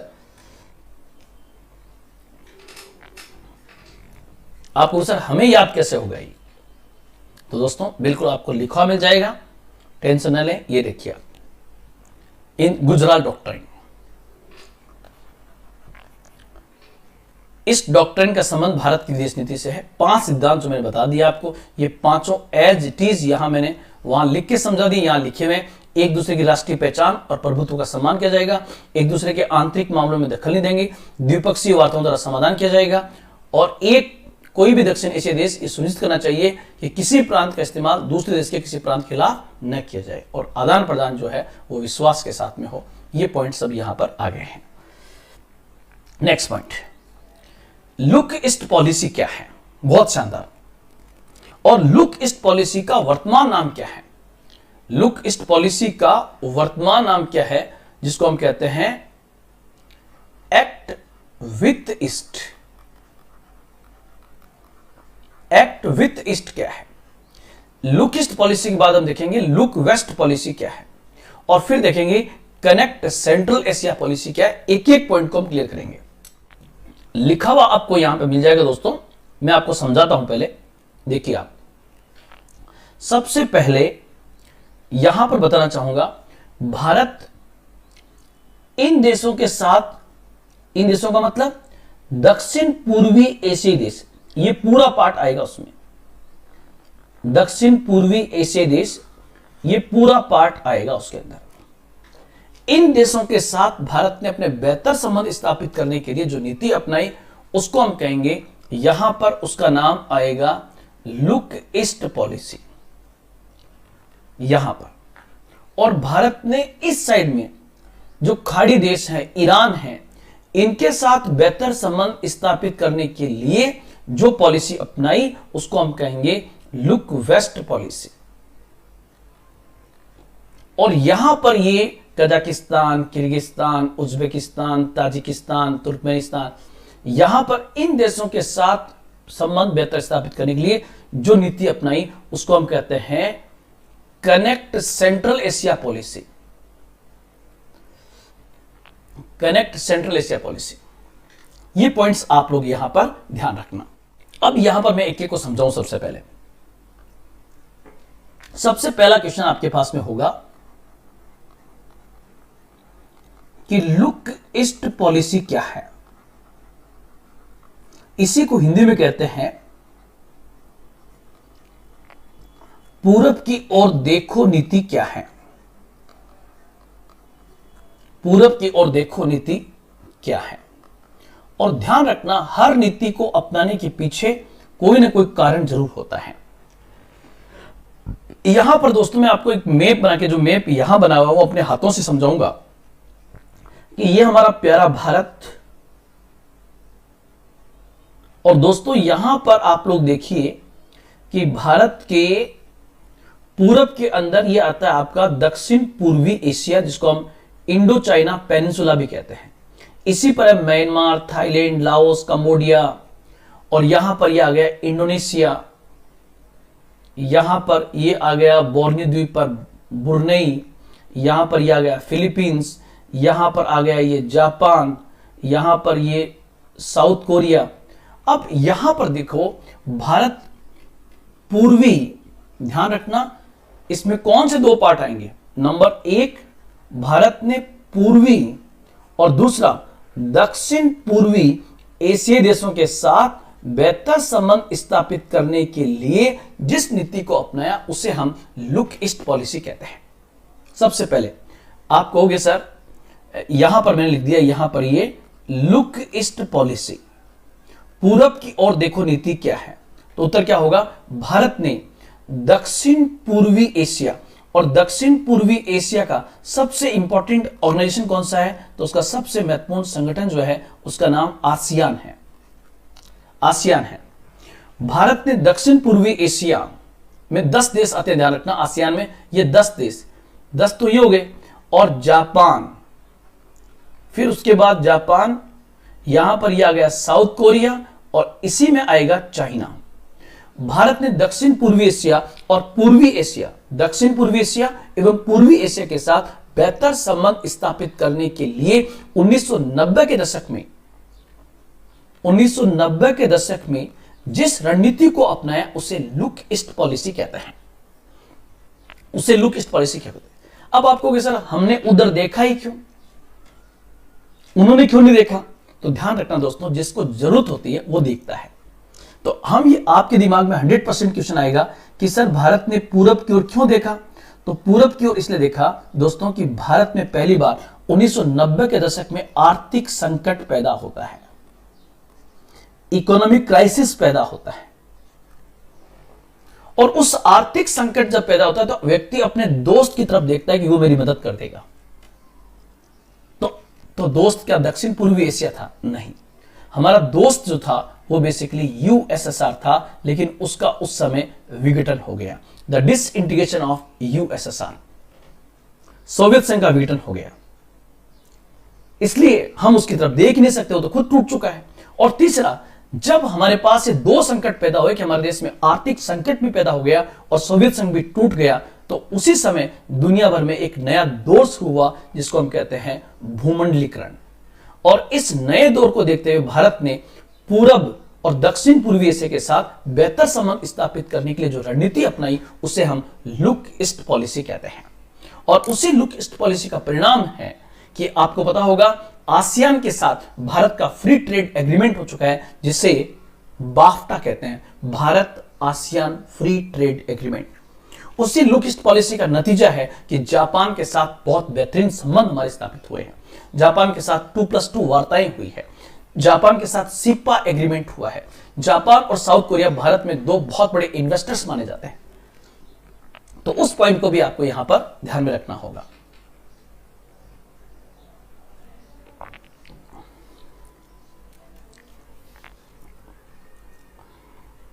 मतलब मैं यह कहना चाहूंगा दोस्तों कि हमने जो लुक ईस्ट पॉलिसी अपनाई, उस लुक ईस्ट पॉलिसी के निश्चित रूप से बहुत ही सकारात्मक परिणाम आए। अब उस लुक ईस्ट पॉलिसी को अपनाए लगभग आप देख सकते हो 30 साल हो चुके हैं। इसलिए जब मोदी सरकार आई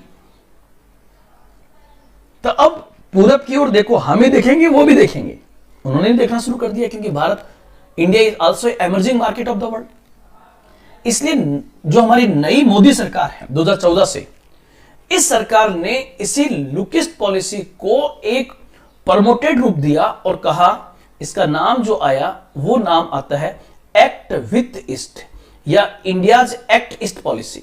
दोनों कह सकते हो, India's act east policy, act with east भी कह सकते हो, एक्ट विथ आसियान भी कह सकते हो। क्या कहोगे? वर्तमान मोदी सरकार ने लुक ईस्ट पॉलिसी को प्रमोट करते हुए पूर्वी एशिया और दक्षिण पूर्वी एशिया पर कनेक्टिविटी पर और अधिक बल देते हुए जिस पॉलिसी को अपनाया है उसे एक्ट विथ ईस्ट कहा जाता है।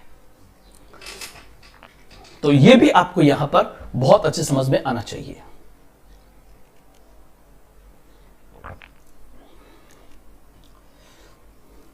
नेक्स्ट पॉइंट, एक आपका इसमें मेरे पॉइंट था, लुक वेस्ट पॉलिसी क्या है? दोस्तों ये भी आ सकता है, लुक वेस्ट पॉलिसी क्या है? तो ये क्या है दोस्तों, इसको मैं समझाऊं आपको। लुक वेस्ट पॉलिसी क्या है? ये सपोज कीजिए हमारा प्यारा भारत है, या मैं यहां से ले लूं, ये अफ्रीका कॉन्टिनेंट है, ये अफ्रीका कॉन्टिनेंट है, और यहां से अरब प्रायद्वीप स्टार्ट होता है। ये अरब प्रायद्वीप पश्चिमी एशिया का हिस्सा है और यहां पर आ गया ये ईरान और ये पाकिस्तान, और उसके बाद ये हमारा प्यारा भारत यहां से स्टार्ट हो गया। अब आप लोग ध्यान रखना, भारत ने यहां पर जो पॉलिसी आई थी इसको हम कहते हैं लुक ईस्ट, इसको हम कहते हैं लुक ईस्ट। और भारत इस ओर जो नीति अपनाएगा उसको हम कहेंगे लुक वेस्ट पॉलिसी, इसको हम कहेंगे लुक वेस्ट पॉलिसी। आपको भी सर लुक वेस्ट पॉलिसी क्या है, तो ध्यान रखना, इसमें मैं ऐसे कहूंगा पश्चिमी एशियाई देशों,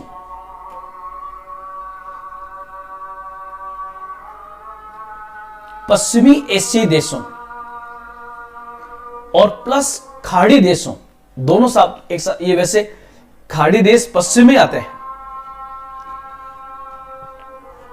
पश्चिमी एशियाई देशों और खाड़ी देशों के साथ बेहतर संबंध स्थापित करने के लिए भारत ने जो रणनीति अपनाई उसे लुक वेस्ट पॉलिसी कहते हैं, क्योंकि हमारे हित जुड़े हुए खाड़ी देशों के साथ क्या, नंबर 1, 80 लाख से ज्यादा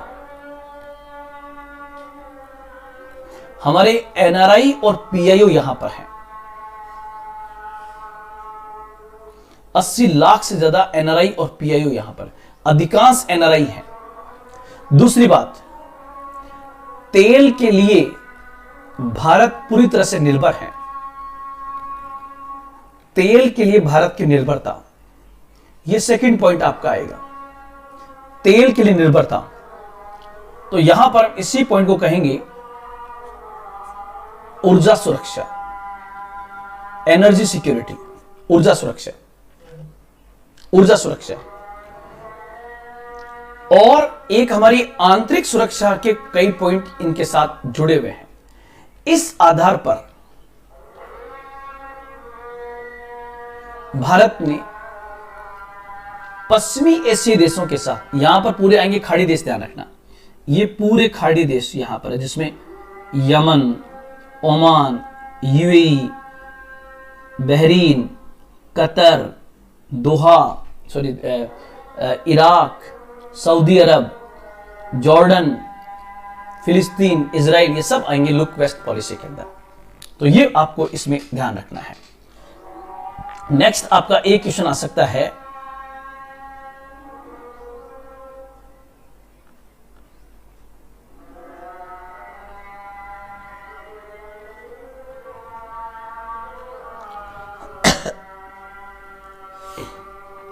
एक आपका क्वेश्चन ये वाला ऐसे भी बन सकता है, और क्वेश्चन आपको ये पूछ सकता है कि कनेक्ट सेंट्रल एशिया पॉलिसी क्या है,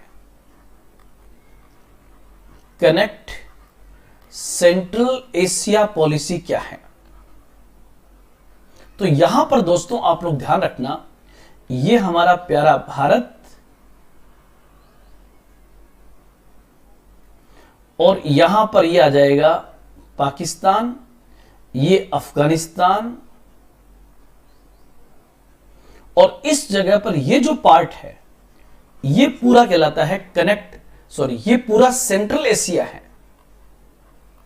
ये पूरा सेंट्रल एशिया है। और सेंट्रल एशिया में कौन से देश आते हैं दोस्तों, सेंट्रल एशिया में आते हैं कजाकिस्तान, किर्गिस्तान, ताजिकिस्तान, तुर्कमेनिस्तान और उज्बेकिस्तान। भारत ने इन देशों के साथ बेहतर संबंध स्थापित करने के लिए जो रणनीति अपनाई उसे कनेक्ट सेंट्रल एशिया पॉलिसी के नाम से जाना जाता है। उसी को हम क्या कहते हैं, कनेक्ट सेंट्रल एशिया पॉलिसी। तो आप कहोगे सर किस किस को कनेक्ट करें, बस एक बार आप अपने दिमाग में मैप को सेट कर लीजिए, दिमाग में मैप सेट होते ही आपका बहुत अच्छा काम यहां पर हो जाएगा। तो ये ध्यान रखना, सबसे पहले मैं क्या कहूंगा कि भारत ने मध्य एशियाई देशों के साथ, भारत ने मध्य एशियाई देशों के साथ बेहतर संबंध स्थापित करने के लिए जिस रणनीति को अपनाया है उसे कनेक्ट सेंट्रल एशिया पॉलिसी कहते हैं। इसका उद्देश्य क्या है? नंबर एक, भारत अपनी ऊर्जा सुरक्षा को सुनिश्चित करना चाहता है, क्योंकि कजाकिस्तान, किर्गिस्तान, इनके पास में यूरेनियम के भंडार हैं। दूसरा, तुर्कमेनिस्तान जैसे देश से गैस पाइपलाइन आएगी, और एक प्रोजेक्ट चल रहा है काफी समय से जिसका नाम है Tapi project, Turkmenistan, Afghanistan, Pakistan, India project. तीसरा, इन्हीं देशों के सहयोग से बना है SCO, तो अगर भारत इनके साथ बेहतर संबंध रखता है तो भारत के SCO, क्योंकि अब तो SCO का भारत खुद भी मेंबर बन चुका है, वहां भी भारत की पकड़ मजबूत होगी। साथ ही साथ भारत का एक ड्रीम है, जैसे चाइना का ओबोर प्रोजेक्ट है, भारत का ड्रीम है उत्तर दक्षिण अंतरराष्ट्रीय परिवहन कॉरिडोर। ये एक बड़ा प्रोजेक्ट है भारत का, ये सेंट्रल एशिया के बिना पूरा नहीं होगा, इसलिए आपको पता है भारत इस प्रोजेक्ट के लिए भी सेंट्रल एशिया के साथ बेहतर संबंध स्थापित करना चाहता है। आपको कि सर क्या हमें ये लिखा हुआ मिल जाएगा? तो दोस्तों बिल्कुल भी आप चिंता न करें, लिखा हुआ मिलेगा आपको। ये रहा कनेक्ट सेंट्रल एशिया पॉलिसी, ये रहा। सोवियत संघ के विघटन के बाद मध्य एशिया के नवीन राष्ट्रों कौन कौन से? Kazakhstan, Kyrgyzstan, Tajikistan, Uzbekistan, Turkmenistan के संबंध मजबूत करने के लिए भारत ने कनेक्ट सेंट्रल एशिया पॉलिसी 2012 में अपनाई। इसी का नतीजा है कि भारत को SCO में सदस्यता मिली। उत्तर दक्षिण अंतरराष्ट्रीय यातायात गलियारे की बात की जा रही है, परमाणु ऊर्जा और प्राकृतिक गैस की बात भी यहां पर हो रही है। तो ये पॉइंट्स आपको यहां पर मिलेंगे।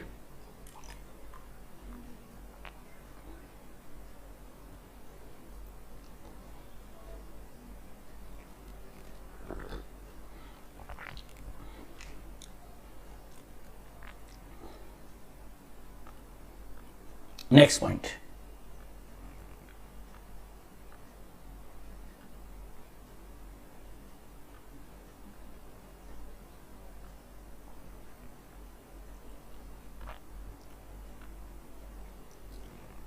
ये लुक ईस्ट पॉलिसी में आपको समझा चुका हूं।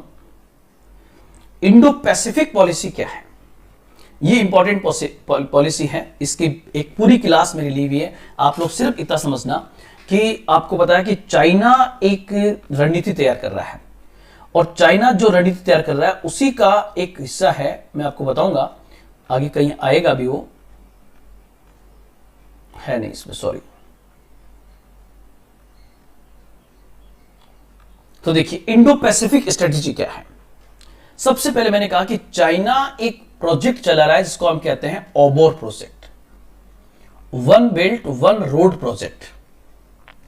उसी ओबोर प्रोजेक्ट का एक पार्ट है हिंद महासागर में, चीन चला रहा है हिंद महासागर में, जिसको हम कहते हैं MSR, जिसका नाम है MSR।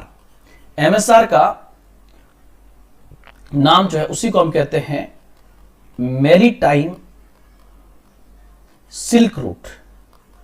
और इस मैरीटाइम सिल्क रूट के माध्यम से चाइना बहुत तेज गति से दक्षिण चीन सागर होते हुए मलक्का जल संधि को क्रॉस करते हुए यहां से सीधा म्यांमार का कोको द्वीप, फिर बांग्लादेश का चटगांव, और उसके बाद आज 99 साल के लिए उसने हम्बनटोटा श्रीलंका का ले लिया है, हम्बनटोटा।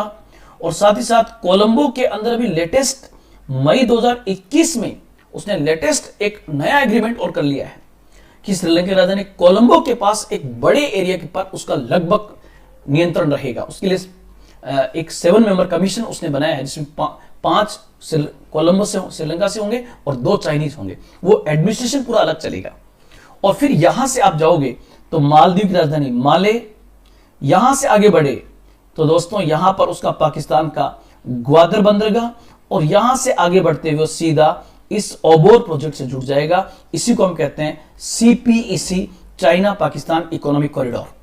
ये जो प्रोजेक्ट चल रहा है इसी को हम कहते हैं मैरीटाइम सिल्क रूट। अगर हम आंख बंद करके बैठे रहे तो हमारी फॉरेन पॉलिसी को आने वाले वक्त में बहुत बड़ा चैलेंज मिलने वाला है। इसलिए आप लोग दोस्तों ध्यान रखना, हिंद महासागर में चाइना को काउंटर बैलेंस तो करना ही होगा, साथ ही साथ भारत को कहां पहुंचना होगा? भारत को प्रशांत महासागर में पहुंच करके अपनी धमक दिखानी होगी। प्रशांत महासागर में अकेले पहुंचने की आवश्यकता नहीं है, बल्कि भारत वहां पर क्वाड के माध्यम से चतुष्कोणीय सुरक्षा डायलॉग, सुरक्षा वार्ता, क्वाड के माध्यम से भारत वहां पर पहुंच सकता है, जिसमें नाम आते हैं अमेरिका, ऑस्ट्रेलिया, जापान और इंडिया, 4 नाम। तो आप अगर आपको 2 लाइन में पूछे, ओनली 2 लाइन्स, कि इंडो पैसिफिक स्ट्रेटेजी क्या है, इंडो पैसिफिक हिंद प्रशांत रणनीति क्या है, तो इसको मैं समझा दूं पहले आपको। भारत की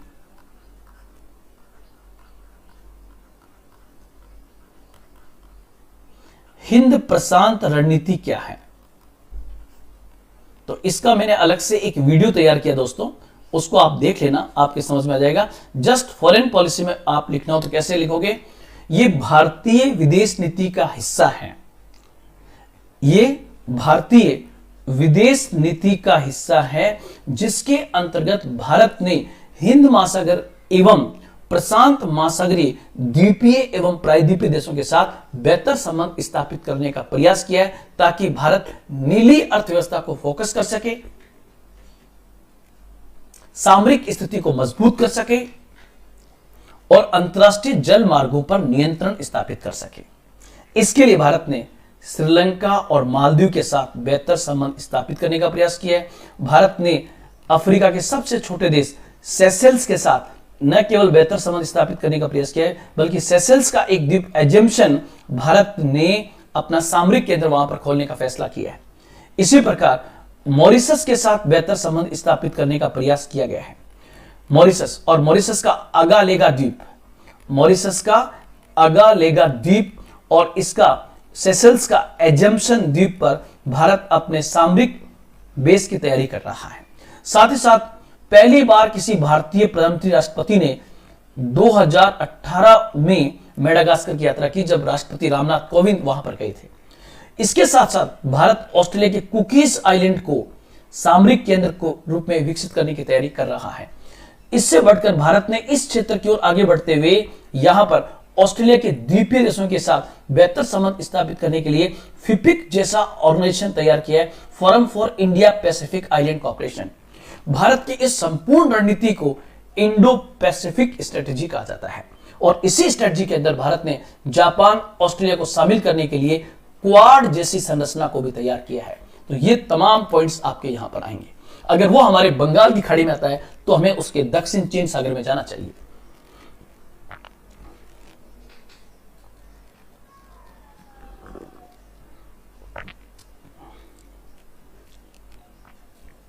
नेक्स्ट पॉइंट, नीली अर्थव्यवस्था की नीति क्या है, तो आप लोग ध्यान रखना, समुद्री रास्तों, नए बंदरगाहों और समुद्री सामरिक नीति के जरिए अर्थव्यवस्था को बढ़ावा देना ही ब्लू इकोनॉमी कहलाता है।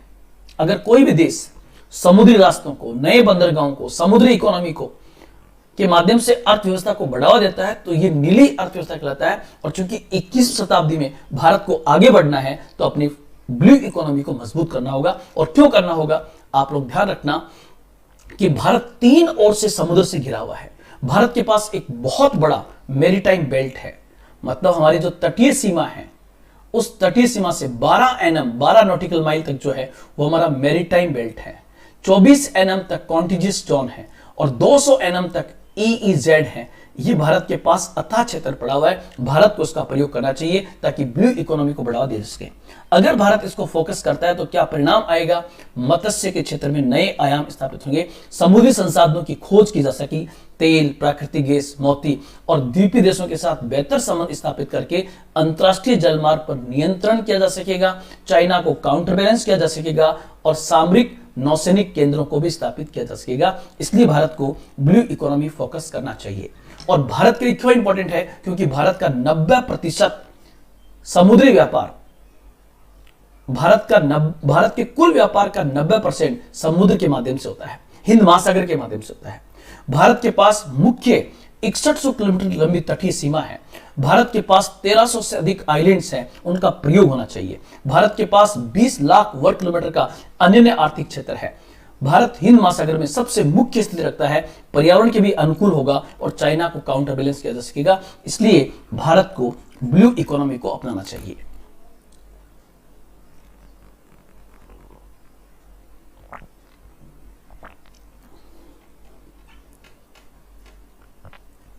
एक आपके पास आएगा कि इंडिया सॉफ्ट पावर डिप्लोमेसी क्या है। भारत की सॉफ्ट पावर डिप्लोमेसी क्या है, इसका हिंदी में भी आप इसको ऐसे लिख सकते हो, सॉफ्ट पावर, हिंदी में मैं भी नहीं लिख पा रहा हूं,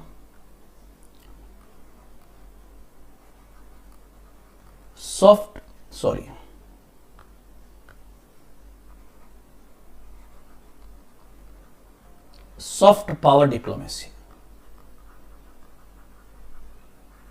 ये क्या है। तो आप लोग ध्यान रखना दोस्तों कि अभी तक क्या था कि एक राष्ट्र दूसरे राष्ट्र के साथ बेहतर संबंध स्थापित करने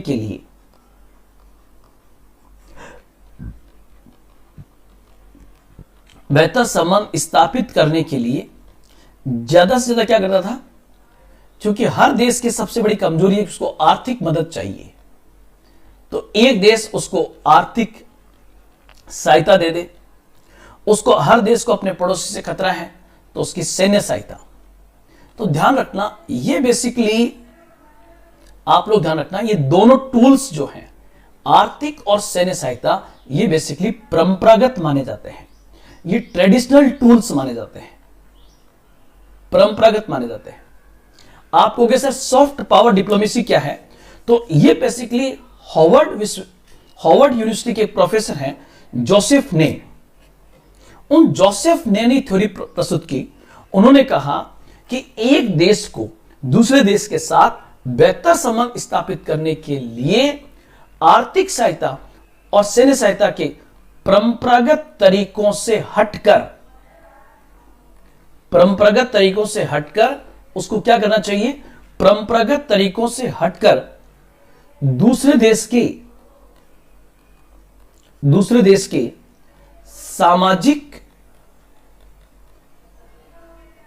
सामाजिक आर्थिक विकास पर बल देना चाहिए, सामाजिक आर्थिक विकास पर बल देना चाहिए। इस रणनीति को सॉफ्ट पावर डिप्लोमेसी कहते हैं। आपको सर समझ में नहीं आया, यहां पर सामाजिक विकास का मतलब क्या होगा। जैसे मान लीजिए भारत का जो दिल्ली यूनिवर्सिटी है, उस डीयू में बांग्लादेश के छात्रों के लिए विशेष सुविधा कर दी जाए, भारत की जेएनयू में विशेष सुविधा कर दी जाए, भारत के एम्स में ट्रेनिंग दी जाए, भारत की यूपीएससी बांग्लादेश के पीसीएस के ट्रेनिंग दे। और आर्थिक विकास का मतलब यहां पर होगा उस देश की आधारभूत संरचना को मजबूत करने में भारत मदद करे। जैसे अगर मैंने एग्जाम्पल बांग्लादेश का लिया है, तो बांग्लादेश की सड़क व्यवस्था को, बांग्लादेश की पेयजल व्यवस्था को भारत मजबूत करे, हॉस्पिटल्स का निर्माण करे, तो ये जो डेवलपमेंट होगा इसको हम सॉफ्ट पावर डिप्लोमेसी के तहत रखते हैं, इसको हम सॉफ्ट पावर डिप्लोमेसी कहते हैं।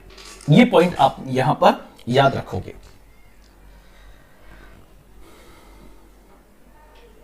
Next point, soft power diplomacy. ये देखो आप, दूसरे देशों के साथ संबंधों को प्रगाढ़ बनाने हेतु परंपरागत तरीकों, सैन्य बल और धन बल इत्यादि से परे सामाजिक आर्थिक विकास में मदद करने की रणनीति को सॉफ्ट पावर डिप्लोमेसी कहते हैं। इसमें सांस्कृतिक संबंधों को, राजनीतिक दर्शन को, आर्थिक सहायता को और क्षमता निर्माण पर विशेष बल दिया जाता है। हार्वर्ड विश्वविद्यालय के जोसेफ ने सबसे पहले इस अवधारणा को प्रस्तुत किया। इस नीति के अंतर्गत भारत ने जो प्रयास किए हैं, जैसे अफगानिस्तान में क्षमता निर्माण, जैसे अफगानिस्तान की संसद 16 का निर्माण भारत ने किया है, अफगानिस्तान में सलमा बांध का निर्माण भारत ने किया है, उसका नाम ही अफगानिस्तान इंडिया फ्रेंडशिप रख दिया गया है, फ्रेंडशिप पुल रख दिया गया। श्रीलंका में तमिलों के पुनर्वास हेतु भारत द्वारा किए गए कार्य, बांग्लादेश में उसकी आधारभूत संरचना को मजबूत करने की उठाई कदम, भूटान और नेपाल को सामाजिक सांस्कृतिक दृष्टि से महत्ता, सांस्कृतिक महोत्सव आयोजित करना, ये सब जो है सॉफ्ट पावर डिप्लोमेसी के पार्ट माने जाते हैं।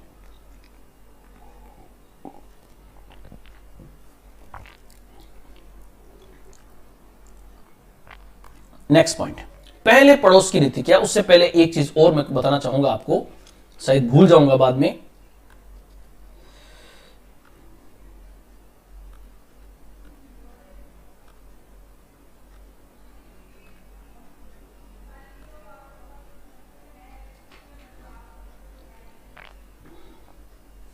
एक आपके पास एक क्वेश्चन और आएगा और वो है, यहां पर लिखा नहीं है, कृष्णा डॉक्ट्रिन क्या है।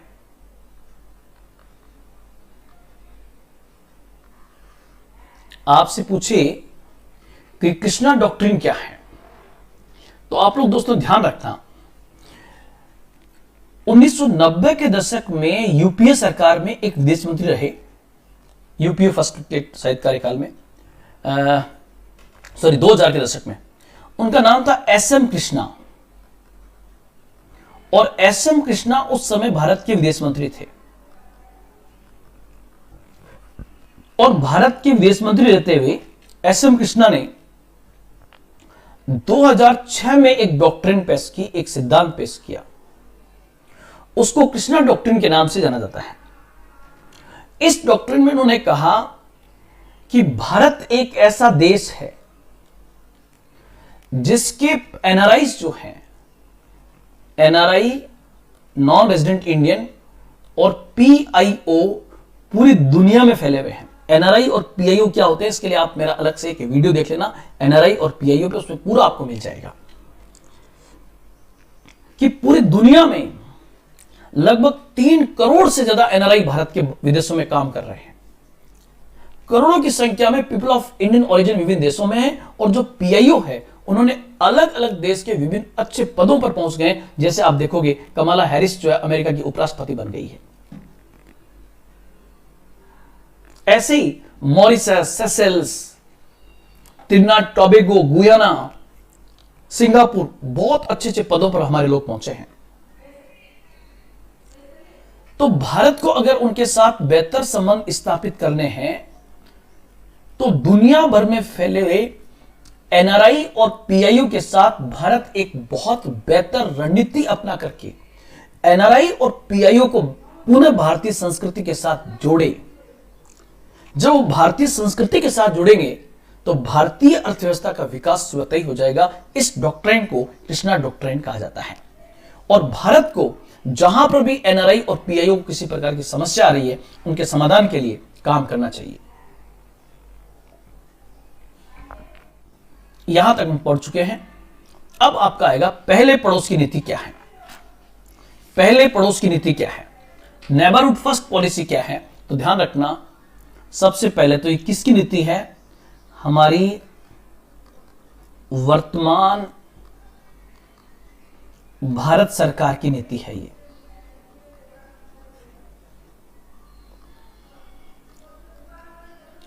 वर्तमान भारत सरकार की ये नीति है।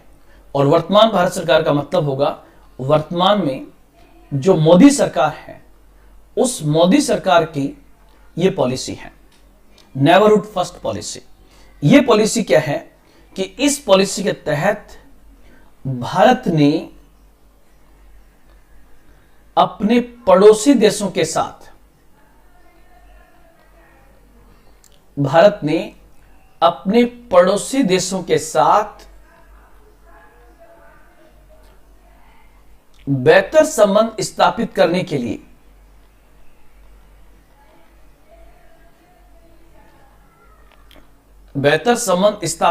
के लिए जिस रणनीति को अपनाया है उसे इंडियाज नेबरहुड फर्स्ट पॉलिसी कहा जाता है। सबसे पहले आपके दिमाग में आएगा कि सबसे पहला पॉइंट जो आएगा वो नंबर 1 जो है,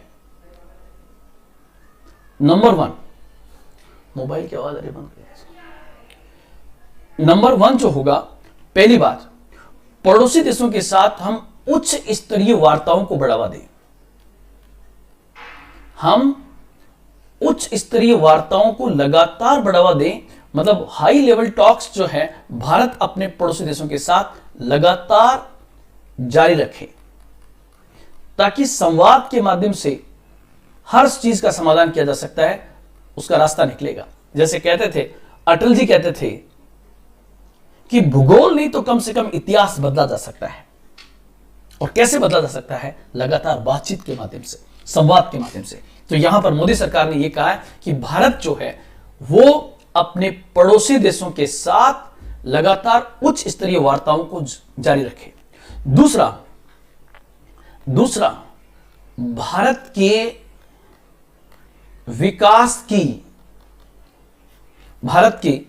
विकास साझेदारी का विस्तार करना। इसका मतलब क्या होगा दोस्तों कि जैसे भारत ने कोई डेवलपमेंट किया है तो उस डेवलपमेंट में हमें अपने पड़ोसी देशों को भी शामिल करें। जैसे भारत ने अंतरिक्ष के क्षेत्र में बड़े आयाम स्थापित किए हैं, तो भारत ने, आपको पता है, अपने विकास साझेदारी को उनके साथ साझा किया है और बना दिया है साउथ एशिया सैटेलाइट। साथ ही साथ भारत बांग्लादेश की आधारभूत संरचना को मजबूत करने के लिए बहुत सारे प्रयास कर रहा है। तो ये सब पॉइंट्स दोस्तों किस में आएंगे? ये सब आपके विकास की साझेदारी को साझा करने में आएंगे। तीसरा इसमें कहा गया है, कि संपर्कता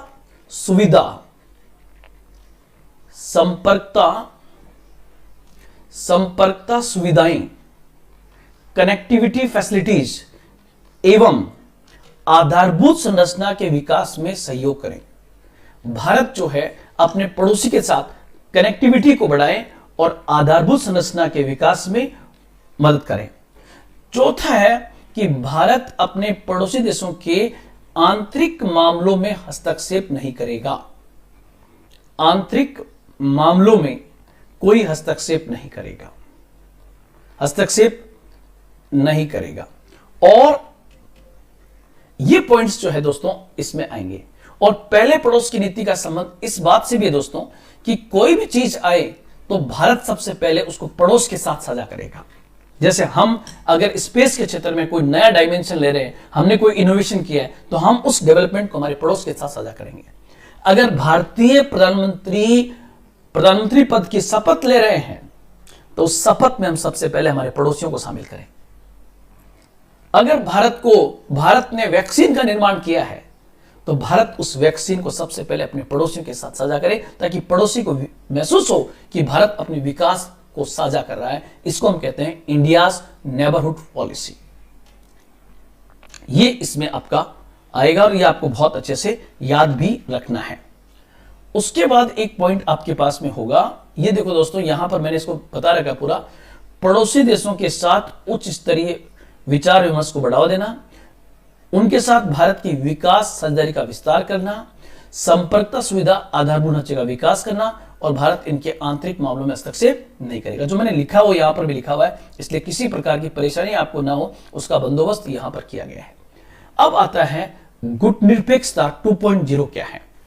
इसके लिए दोस्तों आप मेरा अलग से एक पूरा वीडियो देख लेना गुटनिरपेक्षता पर, जो मैं गुटनिरपेक्ष आंदोलन पर आपको तैयार करके मैंने दिया है, उसको आप देख लें, वहां से आपको पूरा समझ में आ जाएगा। हुआ क्या, ये गुटनिरपेक्षता क्या है कि जब भारत आजाद हुआ 1947 में, तो उस समय दुनिया दो गुटों में बटी हुई थी। उन दो गुटों का नाम था यूएसए और यूएसएसआर, और भारत ने उस समय किसी भी गुट में शामिल ना होते हुए गुट निरपेक्षता की नीति अपनाई थी। और यह नीति काफी हद तक सफल रही। और नीति कहां से कहां तक चलती है, 1945 से 1990 के बीच में, जब दुनिया दो गुटों में बटी हुई थी, तब भारत ने गुट निरपेक्षता की नीति अपनाई थी। अब आज की तारीख में कई एक्सपर्ट्स कहते हैं कि क्या भारत की गुट निरपेक्षता नीति अब समाप्त हो गई है, क्या खत्म हो गई है? तो ध्यान रखना, गुट निरपेक्ष आंदोलन जो है उसमें तमाम 120 देश वह हैं जो या तो पहले उपनिवेश थे या गुलाम थे, और उनकी जो समस्याएं वो साझी है, इसलिए गुट निरपेक्षता के माध्यम से उन समस्याओं का समाधान किया जा सकता है। अब आप कहोगे सर गुट निरपेक्ष नॉन अलाइनमेंट 2.0 क्या है? 2.0 की बात करूं तो आज दुनिया में दो नए गुट बन रहे हैं, ध्यान रखना। उस एक गुट में आपको पता है फिर अमेरिका एक सुपर पावर के रूप में है। 21वीं शताब्दी के अंदर दो नए गुटों का डेवलपमेंट हो रहा है, उसमें एक अमेरिका है और दूसरी साइड में चीन है, और चीन के साइड में धीरे धीरे रसिया भी जा रहा है। ये वापस एक गुट बन रहा है। उस स्थिति में भारत इन दो पार्टों के बीच में है।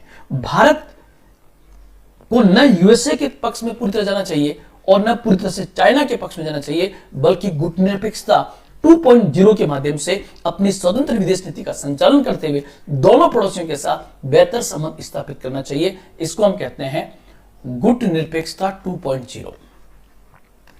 इश्यू को हम कहते हैं गुटनिरपेक्षता 2.0।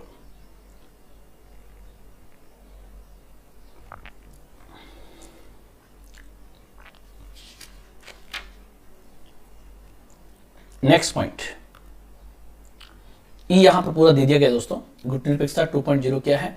यह 28 फरवरी 2012 को रिपोर्ट आई थी, non alignment 2.0 a foreign strategic policy for India on 21st century. उसमें भारत ने कहा कि हमें उच्च मानकों, उच्च मानवीय और सार्वभौमिक वैश्विक मूल्यों की स्थापना करना हमारी विदेश नीति का उद्देश्य होना चाहिए। चीन अमेरिका की जो प्रतिद्वंदिता बढ़ रही है उसमें हमें तटस्थता की नीति अपनाकर किसी का पक्ष नहीं लेना चाहिए। यह इसमें आएगा दोस्तों। अब यहां से क्वेश्चन, आपके पास प्रश्न यह आए कि क्या भारत की विदेश नीति बदल रही है? तो दोस्तों मैंने इसका उत्तर बता दिया आपको। आप ऐसे कहोगे,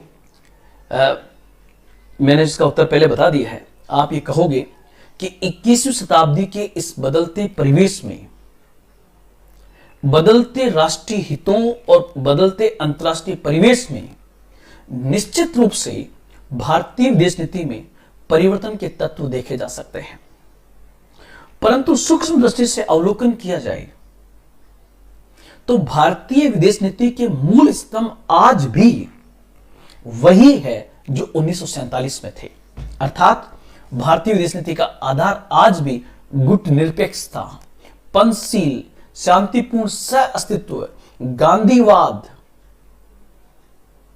साम्राज्यवाद, उपनिवेशवाद और नस्लवाद का विरोध, लोकतंत्र का समर्थन, अंतरराष्ट्रीय विवादों का समाधान शांतिपूर्ण तरीके से करना जैसे महत्वपूर्ण स्तंभ आज भी भारतीय विदेश नीति के हैं।